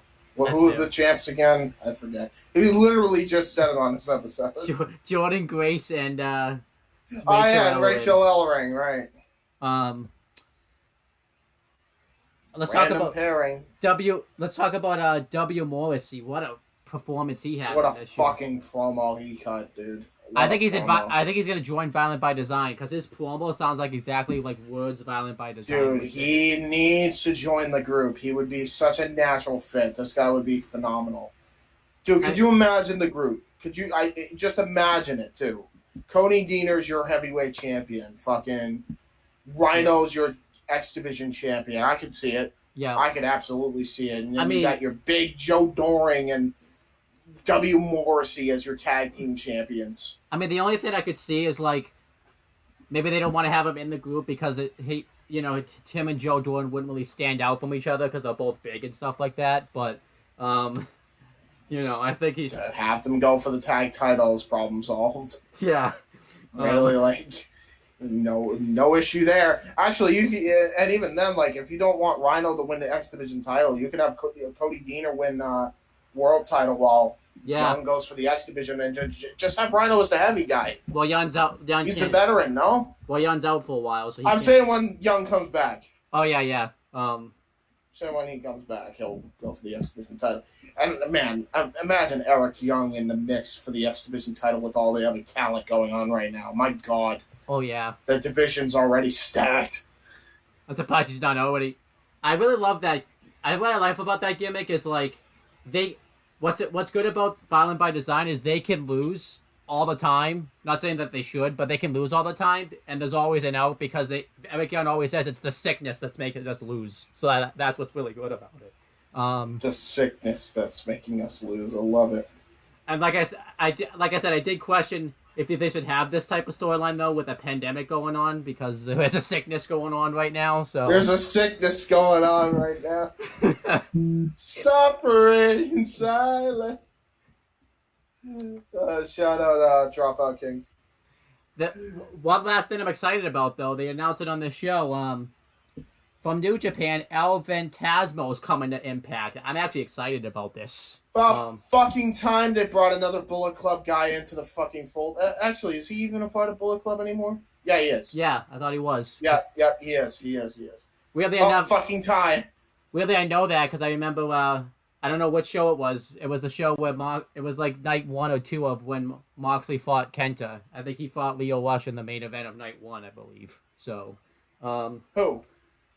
El Fantasma fought Leo Rush in the main event of night 1 of. That's phenomenal. I gotta watch that. Yeah, that was great. I don't know what I don't remember what the name of the show is now. It was whatever the. So it's night 1 of whatever show Moxley fought Kenta in. For the U.S. title. That one? Oh, yeah. Yeah, I only watched the U.S. title match, to be honest. Definitely watched. Can we get the crowds back in the arenas, please, for the love of God? There's enough people vaccinated. Yeah. Like, just have them show proof that they're vaccinated and let them in. My God, the show needs it. That's everything Impact related. If I had to say Impact gets 2 thumbs up. Yeah. I mean, big thumbs up. The only rant is probably the tag title situation, to be honest. Yeah, that's it. Yeah. And by the way, get the belts off fucking Finn Juice, please. Yeah. I don't even care if they have to drop it to GOD on New Japan Strong. Just get the belts off them. One question. They ain't it, Chief. One question I gotta ask before we move on to AEW, because Kenny Omega technically hasn't shown up with the belt. Which belt do you think he's carrying? Do you think they're gonna have him carry both belts, or do you think they're gonna have him carry just one title? They're gonna have him carry both belts. He's the belt collector. He's gonna show up with all 4 belts at one point. I hope you know. There's no way they're not gonna have him with all 4 titles. Well, I was asking in terms of do you think he's gonna have the old TNA World Title or the new Impact World Title? He's gonna have both. He's wanting all the gold. He's going to keep all the gold. There you go. It's not going to make sense if Kenny Omega just has 3 belts. He might as well have all 4. Yeah, why not? Just for the visual of him having 4 world titles on his shoulder. I'd like that. That said, I still think that they should have done a triple threat match between the 3 world champions. That's just me, though. They still could. Yeah, but, I mean, it would have made more of an impact if it was Moose, Rich Swann, and Omega, I feel like. Yeah. That would have been a fucking great triple threat. I still wish they did that, yeah. But, you know. What can you do? We got a good one-on-one match, that's for damn sure. And I think it's better because it will be interesting to see how a Kenny Omega Moose match would work, because Moose is big and it's going to be tough for Kenny Omega to perform a lot of his movesets on him. So it will be interesting to see how that works. I mean, Moose should beat him, obviously. Yeah, I'm just saying we've already decided that. Like, he should beat him, and I don't know who the fuck he drops the AAA title to. Probably Penta on Dynamite. I wouldn't complain about that. It would make the most sense. I was gonna say Guevara, but he's already facing for the title. Yeah, he already beat him too. Yeah. So. All right, let's move on. Paige? Yeah, Paige. Maybe Paige? We'll talk about it. Pause. We'll talk about it. All right, so now we're going to talk about everything Dynamite related, and then at the end I'll give my dog recommendations. So let's talk about Dynamite. I just wrote down some things that are going on storyline-wise. I think the biggest thing we got to talk about first is Blood and Guts, just because that's the biggest story. Well, one of the biggest segment of the fucking year last week. I'll tell you that. So I actually maybe the best segment period in the last 5 years. So I got to talk to you about something, by the way. I don't know. You probably saw the news about it. I think it's a work. Apparently, Sean Spears. I'll get the quote actually up, but I feel like we should talk about it. Sean Spears went on a podcast recently and said there's legit. He didn't go into detail about it, but he said there's legit heat between members of the Inner Circle and members of the Pinnacle. I think he's working them. I honestly think that's a work. I think he's just saying that. I'll get the exact quote, but go ahead. All right, so here's what he said. So Sean Spears, this is via WrestlingWorld.com, by the way.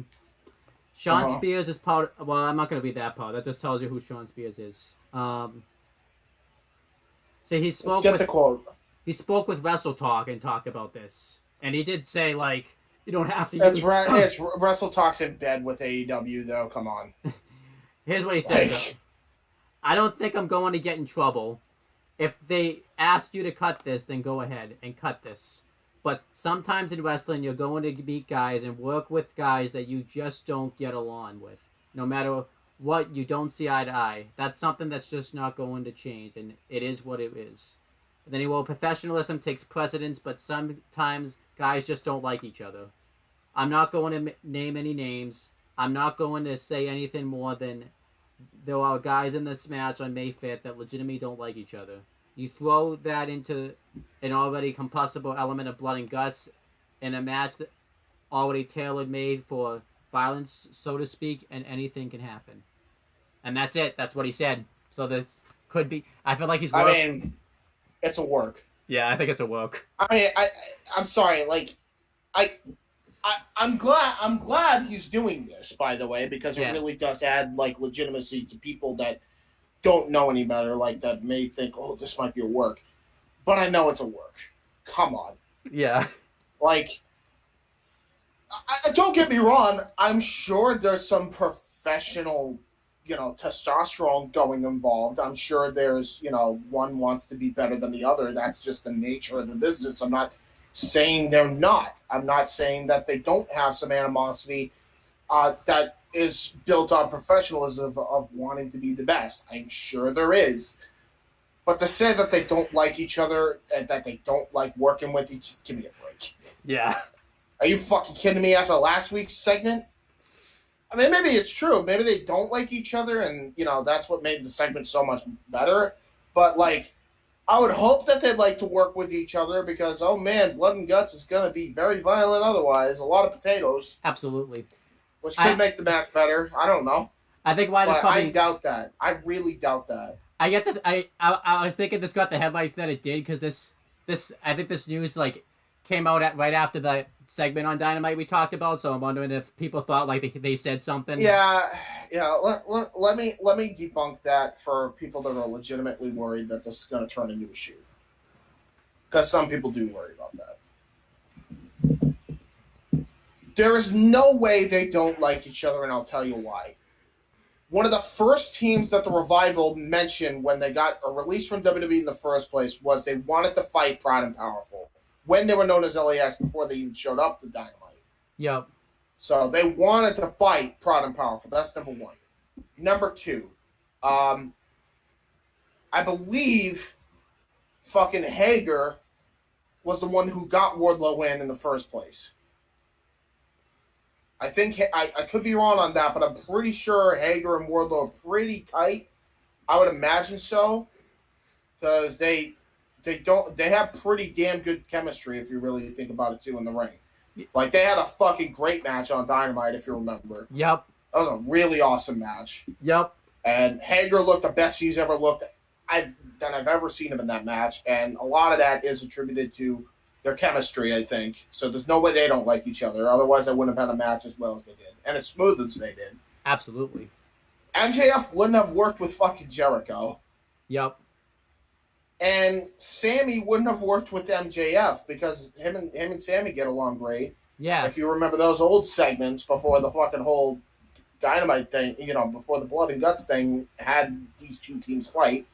And Sammy was a part of those segments with Spears and MJF. Yep. So clearly they like working with each other.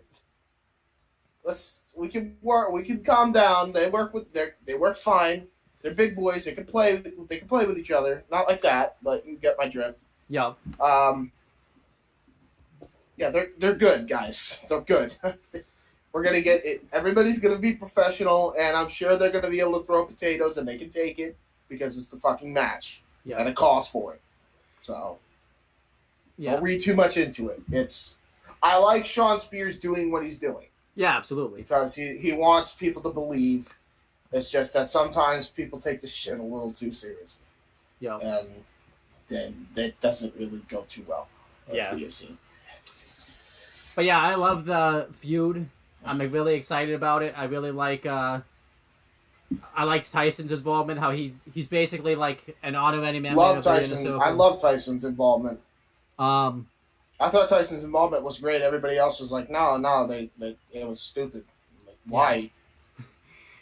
Yeah. I mean, there is one thing that I have to complain about. Sure. This current incarnation of Babyface Jericho is nauseating. I will agree with that, yeah. That is so nauseating. Okay. I can understand you calling Tyson for backup. I can see if you said, you know what? Baddest son of a bitch recognizes baddest son of a bitch. That's all he had to say. Instead of, I wronged Mike Tyson, and I had to call him and say sorry, and I needed him to have my back. What? You're Chris Jericho. Yep. You betrayed AJ Styles at one point and split a team early after they made t-shirts. You betrayed The Rock during the biggest invasion storyline your respective company ever had. You kicked Shawn Michaels in the balls at WrestleMania 19 after a hellacious fucking awesome match. Uh-oh. Hello? What's up? There? Yeah. Oh. Well, your camera just went off. Turn it back on and off. But yeah, you kicked Shawn Michaels in the balls after a hellacious awesome match. You, later on in the decade, sent him through the Jeritron 5000. And after you turned babyface again, you and Shawn Michaels still had a fucking stare down after. Yep. Yeah, it is weird. What about Orange Cassidy? You gonna apologize to him? You gonna apologize to Shawn Michaels' wife? And Shawn Michaels? Probably not. Why Tyson? And why are you trying to be a super uber babyface all of a sudden? You're Jericho. Stop it. Yeah. Be a dick.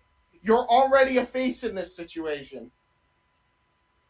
That's the one complaint I have with this. That's the only complaint I have with this. Yeah, this feud's been awesome though.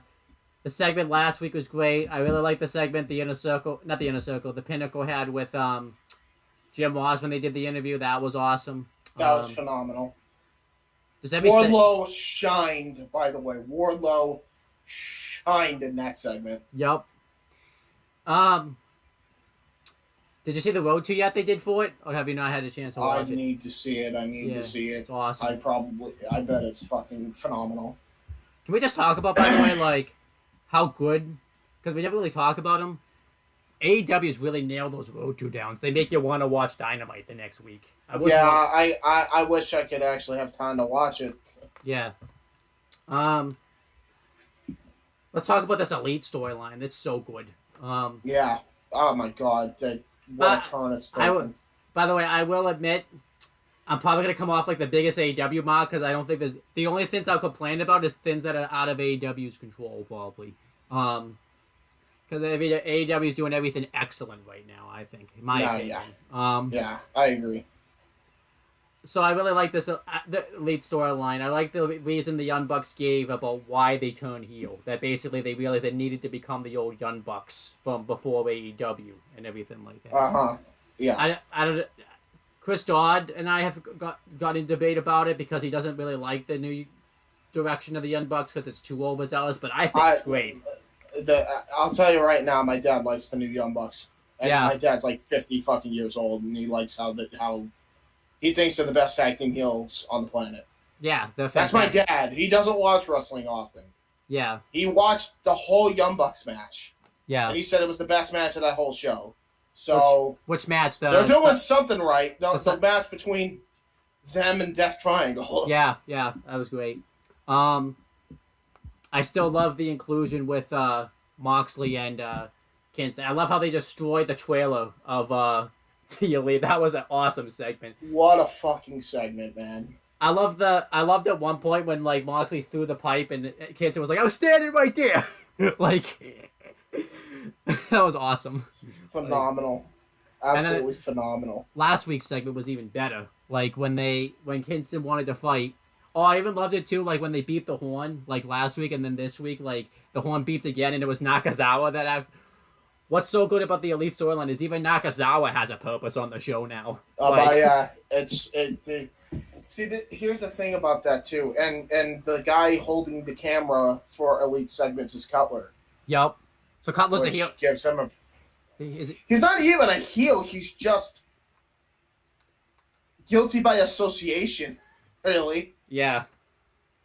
Because if you remember, he was shit on by Omega. Yep. Pretty hard, which leads me to believe there may be like a little thing against people against the Elite, and it might be Nakazawa and Cutler joining with Paige. Yep. As like moral support. Just saying. But yeah. Kinston pretty much wrecked Nakazawa and threatened to break Nakazawa's ankle if Kenny Omega didn't get in this win and fight him, but yeah, because Kingston's like, I'm not having this match.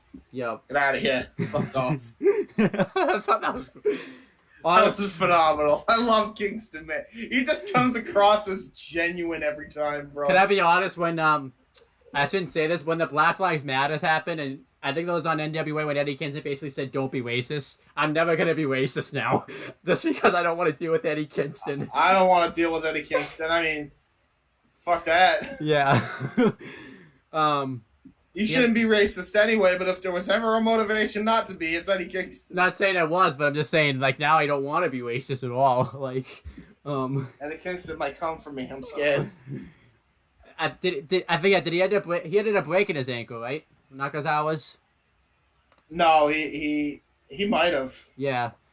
He broke his ankle, and then they attacked fucking Omega because they lured him in, and Moxley ambushed him from behind. Yeah, he ambushed. Cause they don't give a shit. Yeah. By the way, Jericho, I don't know where you fucking lost that mojo, but take notes. Yeah, you need that back. Oh my gosh! This was such a.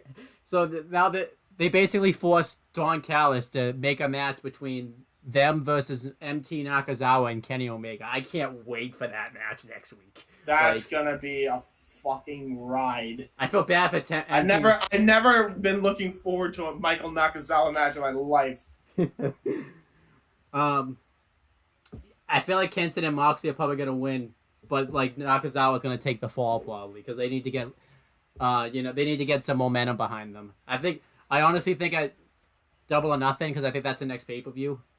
I don't know if they'll win the belts, but they're facing the Young Bucks for the tag titles on that show. I would say so. Although I wish they fought the Good Brothers because it makes more sense. I mean, I guess it makes sense either way because of that angle on Dynamite. Well, yeah, I remember the Young Bucks turned on Moxley too. On Moxley, yeah. So I guess either way it makes sense. I wish they do like Finn Juice. They probably only did that because of fucking Finn Juice. Oh, maybe, yeah. I'm just loving the Elite. I'm just loving the Elite storyline. And I know you don't watch Dark Elevation. There's this guy that they have now. I think it's Takeshi. What's his name? It's Takeshi something. Because he's kind of like in part of this too. Dark Elevation. Wait. Say that name again. I'm looking it up. Do not tell me it's Takeshi 6ix9ine. No, it's Kono I can't say this name. I'll send you the name. No, Konosuke Takeshita. That's his name. He was in DDT. No, my chair finally leaned all the way back. But I love this. But he's been kind of a part of it on Dark Elevation with Kenny Omega and MT Nakazawa. So. Well, good for him. Yeah. I love the Elite storyline though. I think it's great. I like it. Although I do think that uh, who we still need that Elite versus Bullet Club match. I hope we get it. Yeah, same. And then let's talk about something else I loved in this show, and that's Darby Allin's TNT title matches. They've been awesome. Phenomenal. JD Drake was great. Sean Silver, great. What was another match? His match with 10 this week was great.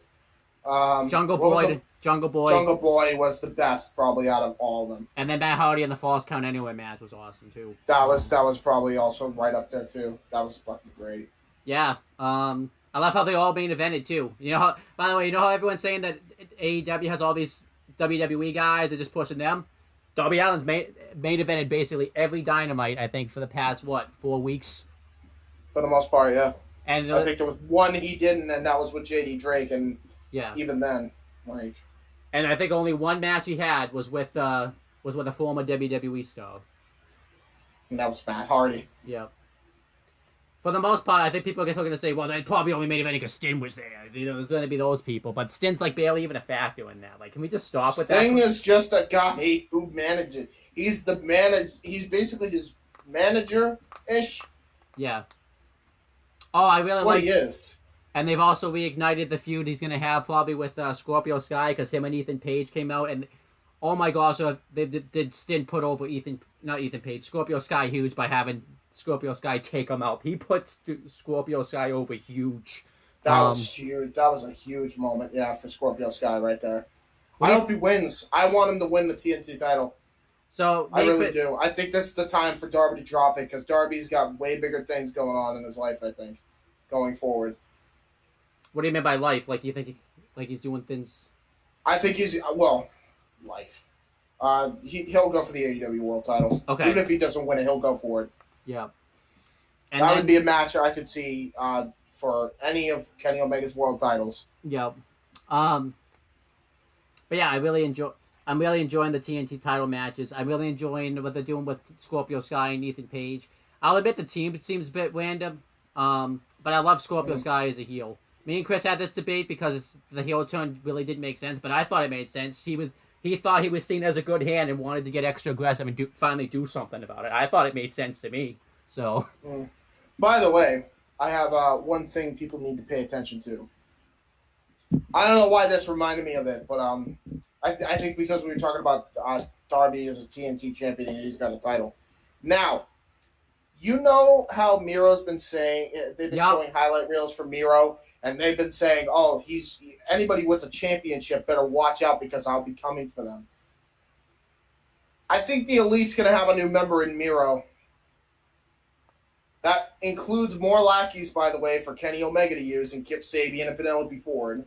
Well, I don't know if Kip Sabian's going to be a part of that now after what Miro did to him last week. Remember what he said at the end of that. I forgive you. So I think the whipping boy here is going to be Kip Sabian. I think that's what's happening here. This is what I think is happening. I don't think he'll get the world titles, but he's getting the U.S. title. Oh, he's going to attack Moxley this week. I'm calling it right now. He's going to attack Moxley. There's no way in hell that New Japan is not having Miro win the U.S. title from Moxley. They have to. Speaking of which, who's Moxley facing, by the way, for the not this? He is fighting Yuji Nagata, which is going to be a fucking belter. Yep. Oh, I can't fucking wait. That's going to be a fucking... If there's any undercard match I'm looking forward to on this whole card, that is a match I'm absolutely ready for. No, it's not this week. It's May 12th. This week's it's not this week? Oh, sad. This week is him and Kingston versus Omega and... Yeah, why do we have to get fucking goddamn QT Marshall and Cody? I like them. I want to see the match, but I would have... Oh. Well, since we're on that subject, let's talk... disappoint. Let's talk about that. I really like that storyline, too. That's been... It is a very good story, yeah. I love QT on the mic, by the way. Holy shit. Oh, he's fucking great. Why was he never doing this before? Like, that's crazy, by the way, how many fucking faction warfares that are going on right now. Oh my god. Well, we talked about this before. They all make sense. It's not like, Yeah, that's the weird thing. Remember, everybody was so worried? Like, yeah. Oh, there's too many factions. Yeah, but look at how much they're making sense of all this chaos. Yeah. Like, it's actually insane how good they're doing with all these factions and how many people are on TV and how many people are over. Look at how many people are watching every week now that NXT's not competing with them. Thank God. That tells you all you need to know. Yeah, I really like that storyline. I actually liked Anthony. I'm probably one of the only people. I actually liked Anthony Ogogo's debut match that he had against some. I remember he had like a debut match against a Squash, and he just won like in one punch. I thought that was kind of cool. I'm not one of those people. I guess to each their own, but a fucking liver punch, man. Like, it'd be one thing if somebody was flying out of the air and he just went BAM! Like, I could totally see that. But just one punch while a person's just standing. I get it. He was an Olympic boxer. But can I see some wrestling? Can he not do a suplex? I like the match, though, that Billy Gunn... I could say Billy Gunn and QT Marshall had. That was really good that they had a few weeks ago. That was a fucking great match, yeah. And then the six-man tag, and I love the way Cody returned this week, and I can't wait to see that match. Yeah. I agree. That match I'm looking forward to. Yep. That's gonna be a belter. I can't wait. Let's talk about the Team Taz storyline too. With Christian Cage said he's not joining Team Taz, which I think it's right. What I could not believe, and this was a genuine shock moment, was how they dethroned Page's spot and gave it to Brian Cage. I like it, though. I did not see that coming. I did not think they were going to pull the trigger that quick. I guess it makes sense because what the hell are they going to do with Page? Yeah. So they had to give Page a loss. And I assume it's going to make Page reassess his future. I think maybe he'll go like to the NWA or something. Maybe they are actually doing what I think they should do. Yeah. I think it makes sense. I think it makes sense for Page to take the loss because he can't go for that. It's too soon for him to go for the world title right now. I think that right. Yeah. So they had to kind of knock him down. Which is weird. I'm saying that sounds like they had to kind of knock him down. They had to kind of get him off the #1 spot in the rankings. So, I think they're doing. This is what I think. Here's what I think they should do. Hear me out on this. Ready? So Kenny Omega's got 4 world titles. Yep. All right. I want you to picture this visual, okay, for a second. Say Hangman goes to the NWA, beats Nick Aldis for the NWA World title. He's got that belt. Then he goes to MLW. He beats Jacob Fatu for the MLW World title. Then he goes over to Ring of Honor, and he dethrones Jonathan Gresham for the Ring of Honor World Championship, and he's got 3 belts for himself. Now go all the way to the Pacific. Kota Ibushi has got the IWGP World Heavyweight title right now. Imagine he goes to All Japan, gets their world title, goes to Dragon Gate, which AEW is partnered with as well, and gets their world title. And then he gets the fucking English championship that Zack Sabre Jr., what's it called? Rev Pro British Heavyweight Wrestling Championship. That's another world championship. Kota Ibushi's got 4. Kenny Omega's got 4. Hangman Page has 3. Have a triple threat match.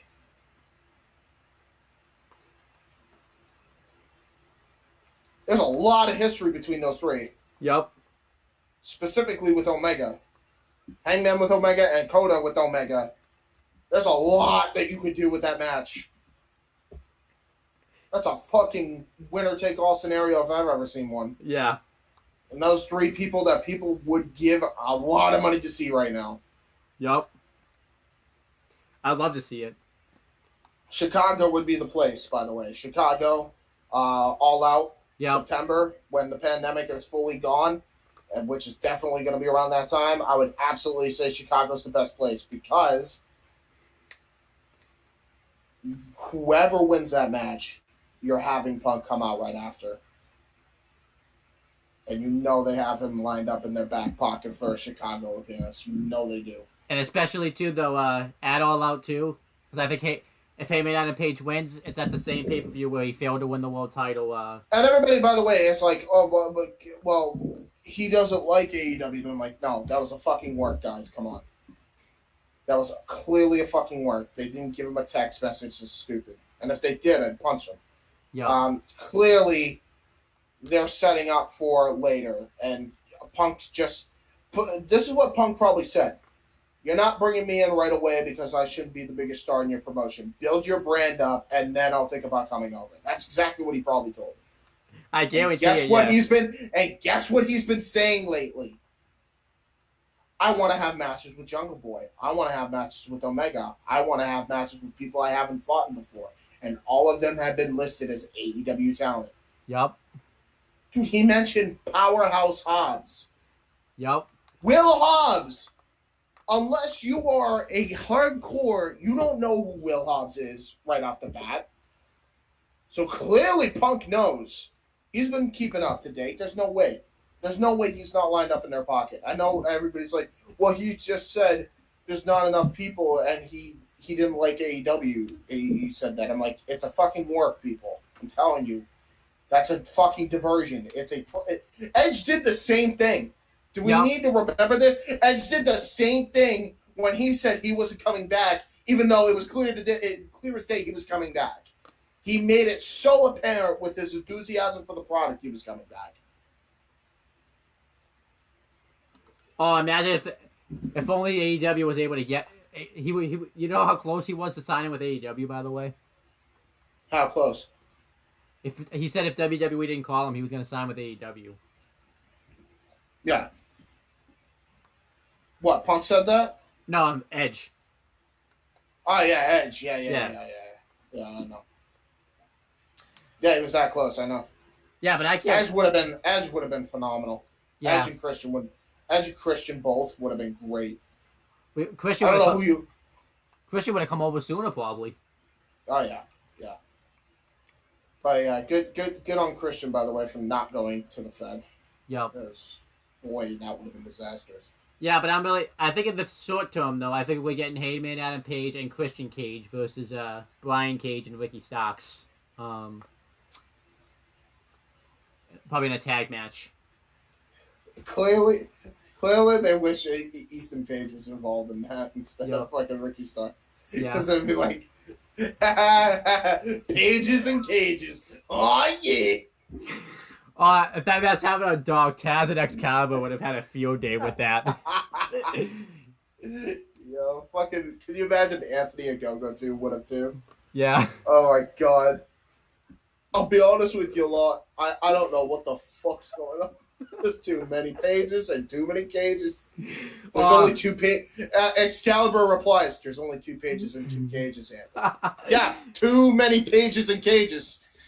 What do you I wonder what Taz would have said after that. Taz would have just been laughing the whole time and wheezing on commentary. I would have loved Minus Wide on commentary too, telling Excalibur to shut up. Shut up, Excalibur. Oh man, I wonder what he's gonna be like with Taz now. He betrayed the Dark Order. Did I miss an episode of Dynamite or something? Paige is affiliated with the Dark Order. Oh yeah. Yeah. I don't think Negative One's all too happy with Taz. I don't know about you. Yup. Or maybe for all we know, Negative One probably booked this shit. I don't fucking know. Yeah. But yeah, I can't wait to see. I'm liking this Team Taz storyline. I'm also loving the Death Triangle best friend storyline too. That's really good too. I'm really looking forward to that. I'm glad they finished up that little feud between Penelope and Statlander. Yeah, that was good. That was good. That was a good match too. Yeah. Oh, you know what I love? I can't believe I'm saying this just because I never knew I wanted. I love that they put Alex Abrahandes with Pentagon Judah. That is so good. Oh, that is hilarious right there. Absolutely hilarious.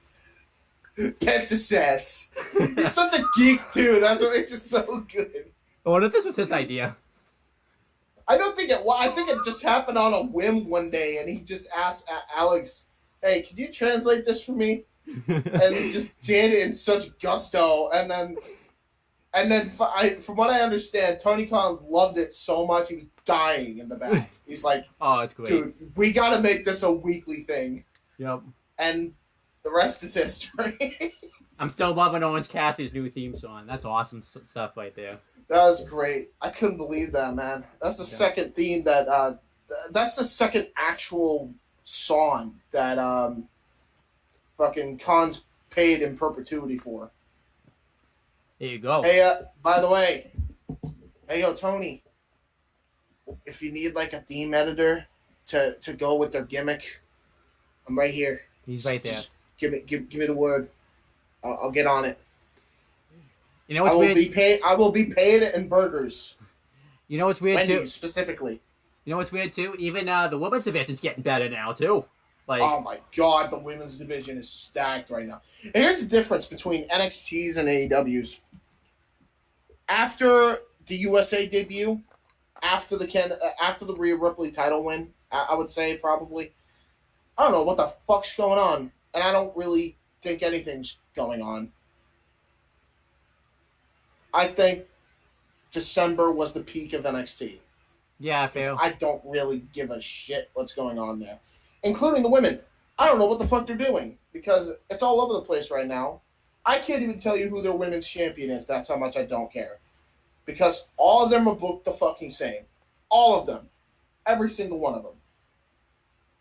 I think the last time I watched a women's division match was like Io Shirai was the champion. And I'm like, what the fuck are they even doing with her?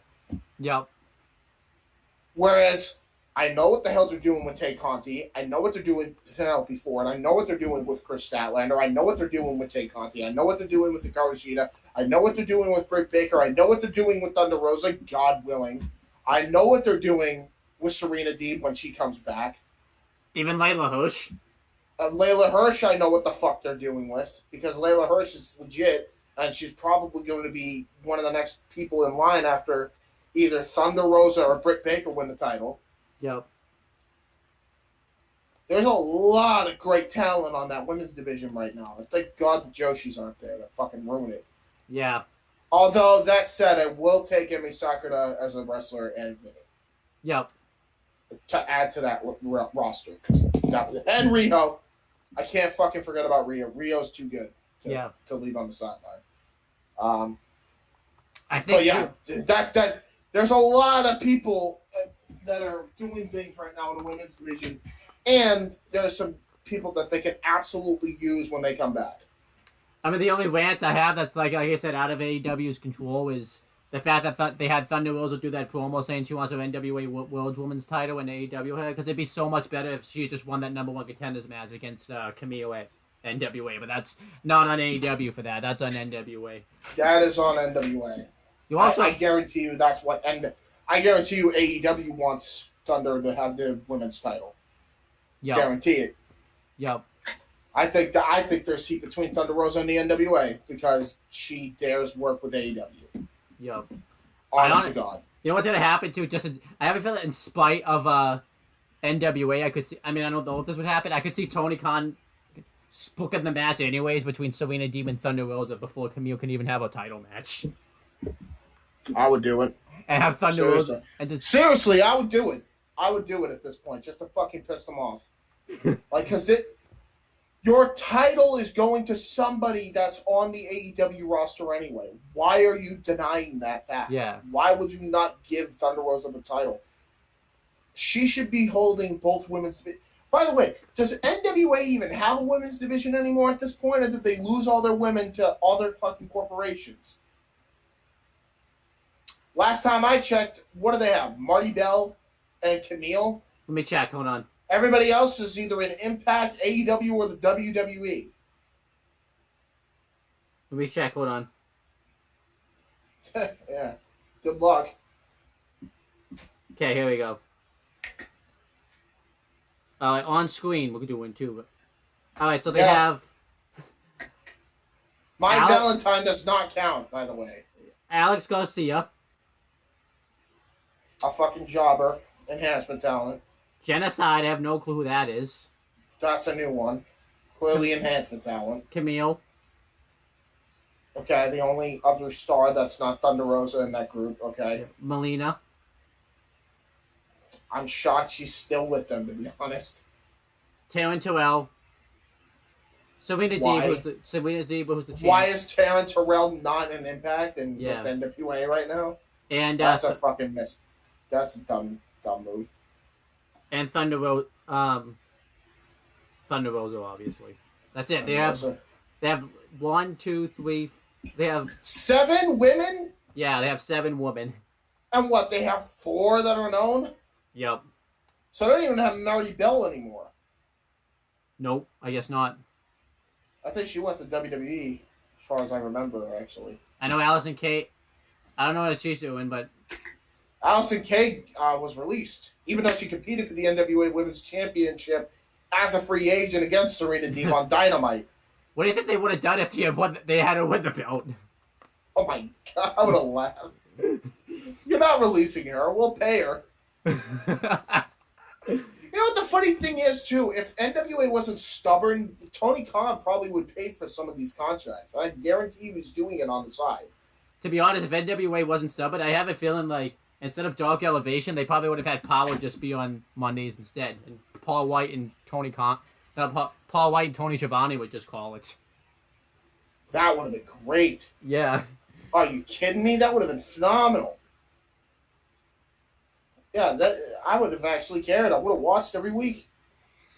So yeah, AEW, it's like, if I had 5 thumbs, I'd give it 5 thumbs up. AEW's fantastic. There's really not much to complain about with AEW. Like, I don't even know if we talked about this, but even that Arcade Anarchy match was... Yeah, and that was a storyline that I did not know where the hell they were going with Miro, and I'm fucking okay with where they're going with him now, because the way they fucking had that match was brilliant. Well, here's the thing. Brilliant with those returns. I was actually okay with that storyline because I like it that they're patient. They bring people in. Tell that to the IWC that thinks, this is not what we wanted to see. Well, you didn't want him to be a one-dimensional character in the WWE, right? Well, then be patient and shut the fuck up, assholes. Well, I like that they were patient too because the crowd was so loaded that like there was literally no other spot for Miro to have at that time. Exactly. Either.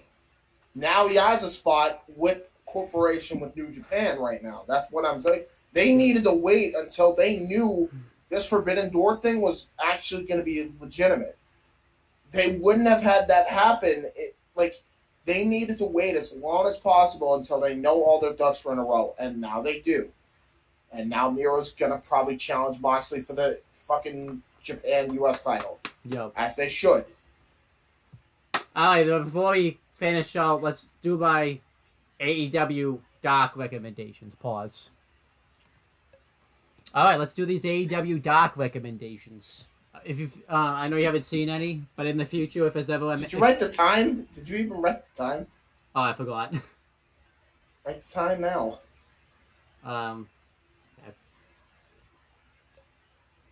What the fuck are you doing?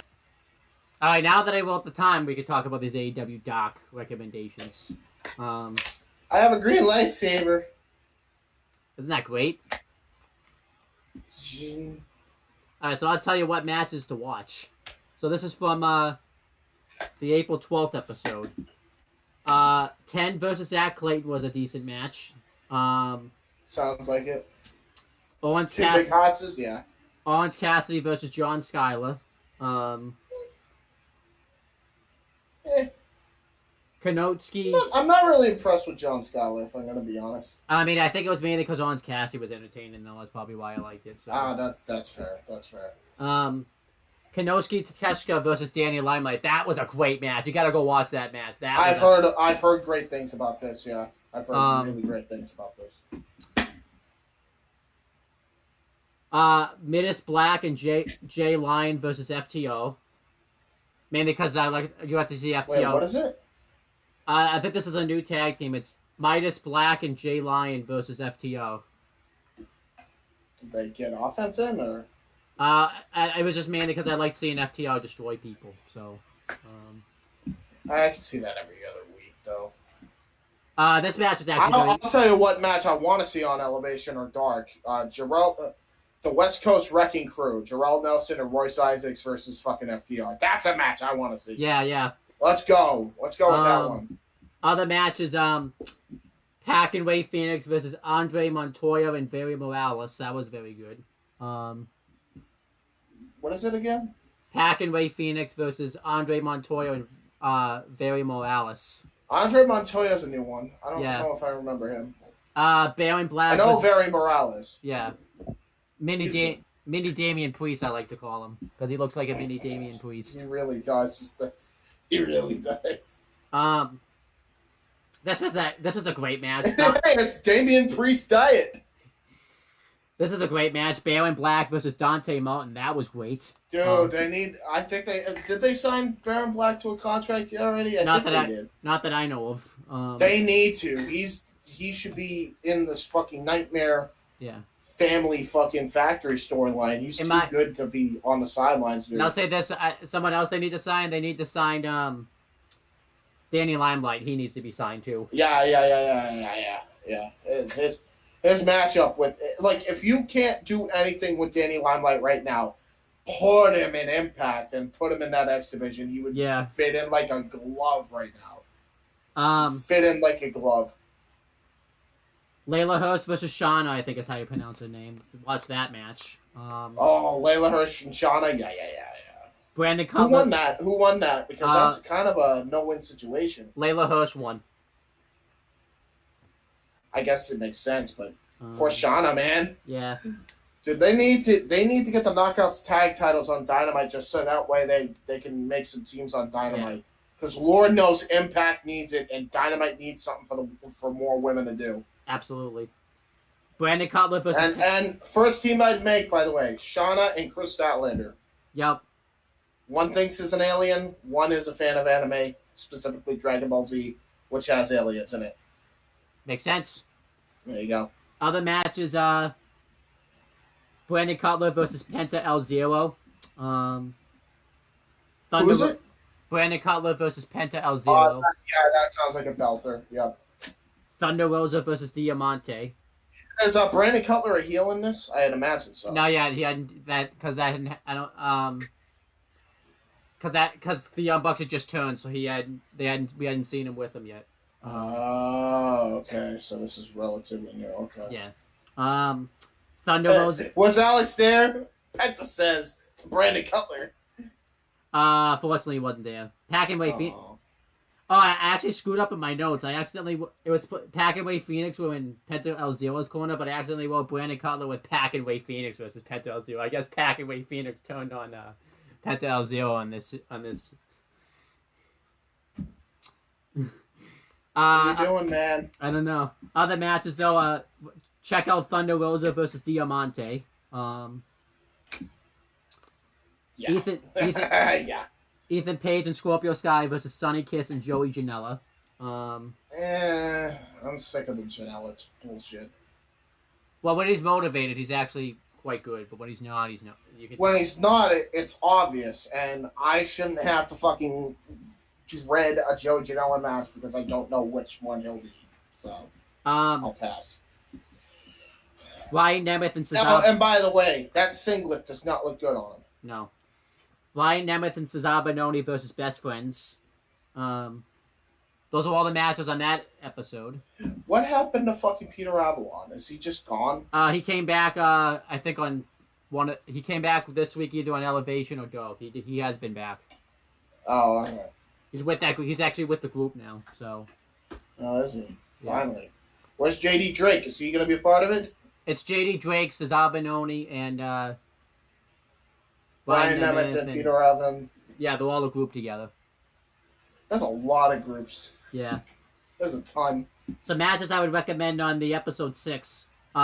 Spencer Blade versus Heyman Adam Page. It was a squash, but it was so smooth. You gotta kind of watch how smooth this match was. I actually really enjoyed it. Okay, fair. TH2 versus Barry Morales and Andre Montoya. Is that just a new team or something? Yeah, that's been a new team. All right. They have this thing now called Showcase where Paul White will interview somebody, and they did one with the Acclaim. That's really good that you got to check out. So I got to see that. Brian Cage and Ricky I need more Max Caster, brother. Yeah. Max Caster and Anthony Bowens, for that matter. Brian Cage and Ricky Starks versus Mike Magnum and Stone Rockwell. That's a fucking indie name. Stone Rockwell. Yeah. Alright. Orange Cassidy versus Prince Kai. It was entertaining because of Orange Cassidy, so... Prince Kai? Ty? Kai, like Dakota Kai. Prince Kai. Yeah. Okay. Private Party versus Alex Reynolds and Cole Cabana. Definitely watch that. I'll check that out. Shauna Reed versus Thunder Rosa. Yeah. Aaron Solo versus Austin Gunn. That sounds like a pretty damn good match on Elevation. And we know Aaron Solo can go, and we know fucking Austin Gunn's a fucking maniac in that ring too. Yep. Danny Limelight and the Seidel brothers versus Kenny Omega, MT Nakazawa, and Kensuke Takeshita. That's a Bano of a match. Rare. Yeah. Really? Is that good? Like it should have been on Dynamite good, or? Yeah, probably should have. I would say should have been on Dynamite good. Really? Yeah. Wow. And then from this week, Chuck Taylor versus Ray Phoenix. I don't know why that wasn't on Dynamite. Dean Alexander versus Orange Cassidy, just for Orange Cassidy. The Acclaim versus Liam Gray and Adrian Alanis. The Acclaim's back now, though, which I'm kind of sad about because I was enjoying a Max Caster singles run, but. Yeah, I mean, not that I hate Anthony Bowens, but like clearly the biggest star of this group is Caster. Watch, Caster will go down with injury, and then Anthony Bowens will prove that he's really good too. I know, yeah. Not that I'm wishing that or anything, by the way. I'm pointing that out. That might happen. Yeah. And then we're eating our words. Diamante and Amber Nova versus Layla Hirsch and Ryo Mitsunami. That's a really good match. That sounds like a belter. Okay. And I forgot to star some of them. Five and Alex Reynolds versus Scorpio Sky and Ethan Page. And Joey Janela versus Matt Sydal. You might not want to see that though because Joey Janela's pissed. Is he motivated? Yeah, he's motivated. All right. Then for Doc, from Matt Sydal versus Luther. Luther, just Luther. Yeah, Dr. that's it. Luther. Yeah, Dr. Luther. Yeah, okay. Brian Cage and Ricky Starks versus Carly Bravo and Dean Alexander. Lance Archer versus Cole Carter just for... Who? Sorry. Brian Cage and Ricky Starks versus Carly Bravo and Dean Alexander. Why don't they have Sean Dean with Carly Bravo anymore? I guess he's done with that. So. Because he's signed with AEW, so they're not gonna have him team with Carly Bravo. I guess so. What the fuck? They're actually a good team. I guess he was like, I'm signed. I don't need a team with you anymore. Like. But they're alright. Lance Archer versus Cole Carter, and because I was just to see a squash of Lance Archer, poor Cole Carter. I felt so bad for him. Jake, fuck you, Cole Carter. I mean, what? I was also watched that match for Jake the Snake Roberts on commentary. That was awesome. I'm actually scared. I hope he wasn't drunk. I don't think he was. I hope not. Good. Because we don't need another repeat of 21. Yeah. I catch 22. And then from the 420 episode, there's a W. Yep. I know what I do. I knew what I was doing. Ricky Starks was on commentary for that episode, actually. So. Darby Allin had a great. Did Taz and Starks get along or no? They were getting along, yeah. All right, guys. Darby Allin had a good video package that was built up to his TNT title match with Jungle Boy. Definitely check that out. Other matches to check out: Joey Janela versus Will Allday. Actually, you'd be surprised. I don't think you would. I thought you said Will Ospreay for a second. Yeah, no, Will all day. Will all day. Will all days actually carries this match. I mean, I think Janelle is motivated, but Will all day is clearly the better talent in this match, in my opinion. So,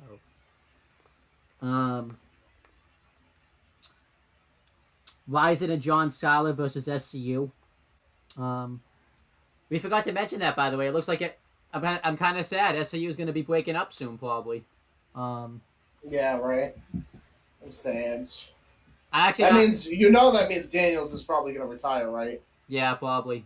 I think Kazarian's probably going to keep wrestling.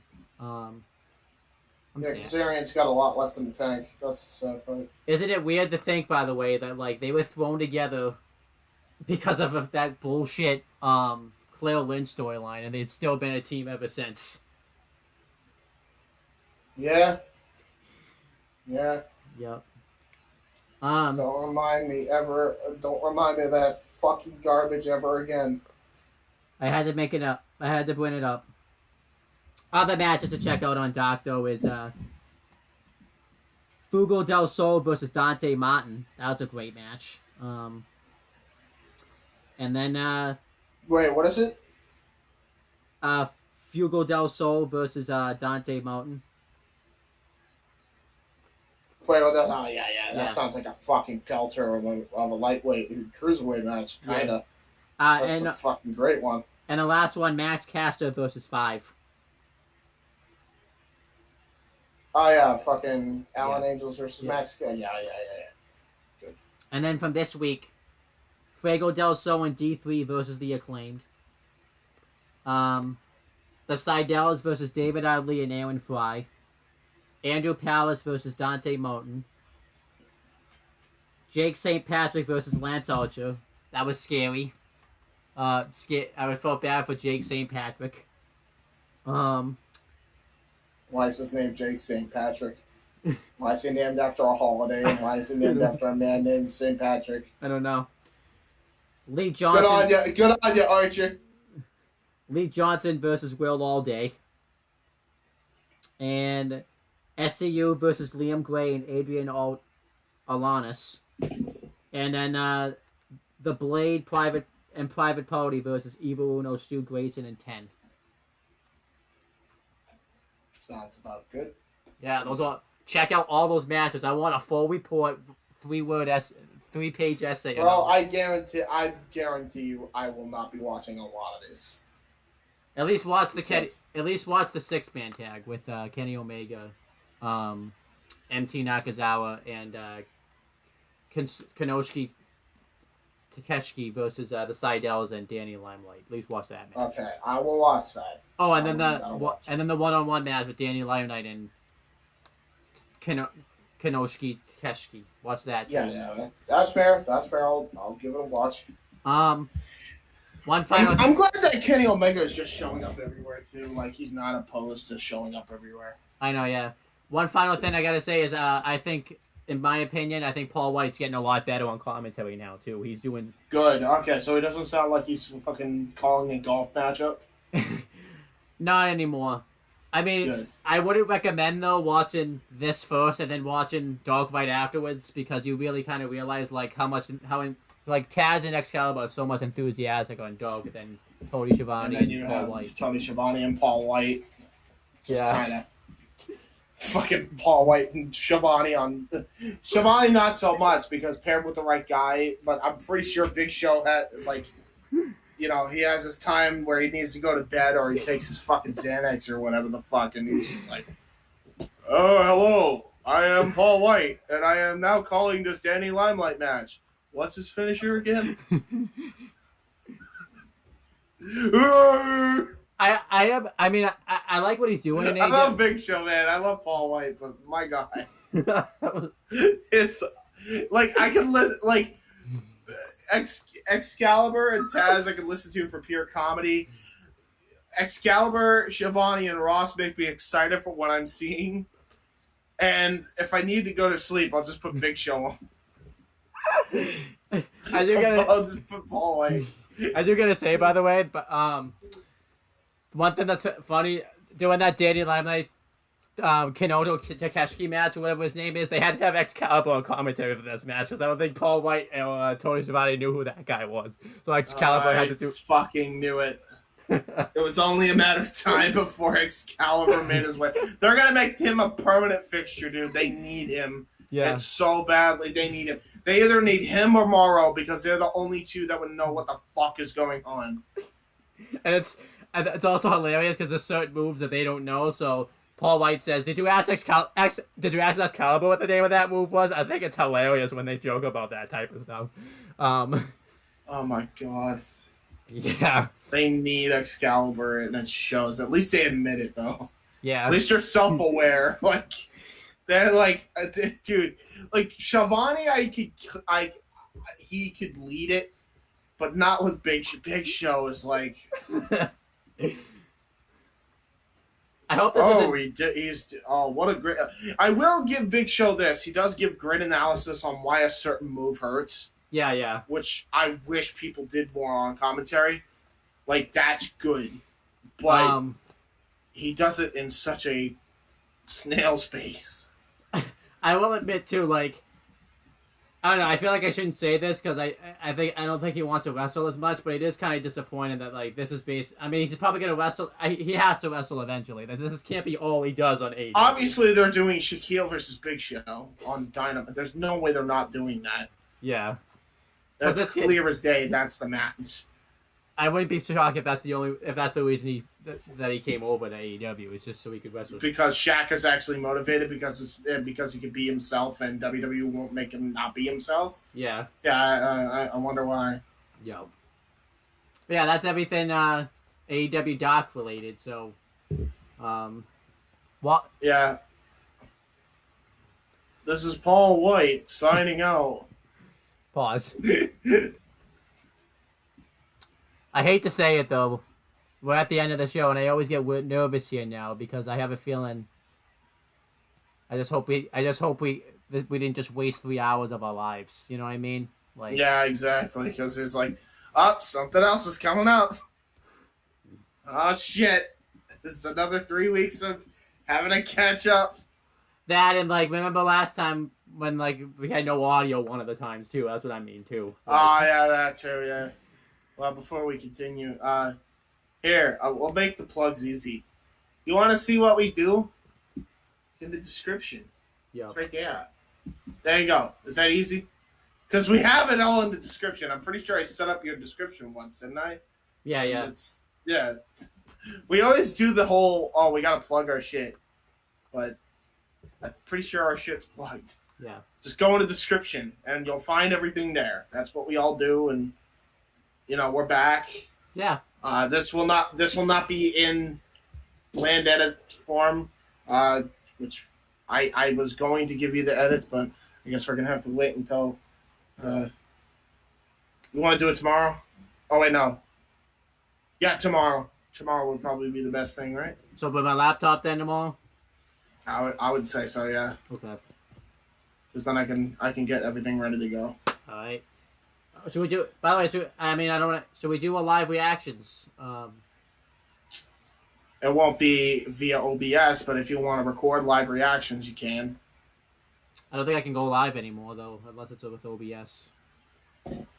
Oh, do you have OBS? I might. But anyhow, let's end the. I don't think we have to. We'll wait until Double or Nothing to go live. Yeah. I'm not too worried about it right now. Yeah, that's pretty much at the end of the show. We will talk to you guys later. There you go. End of description. Bye. Paul White signing out.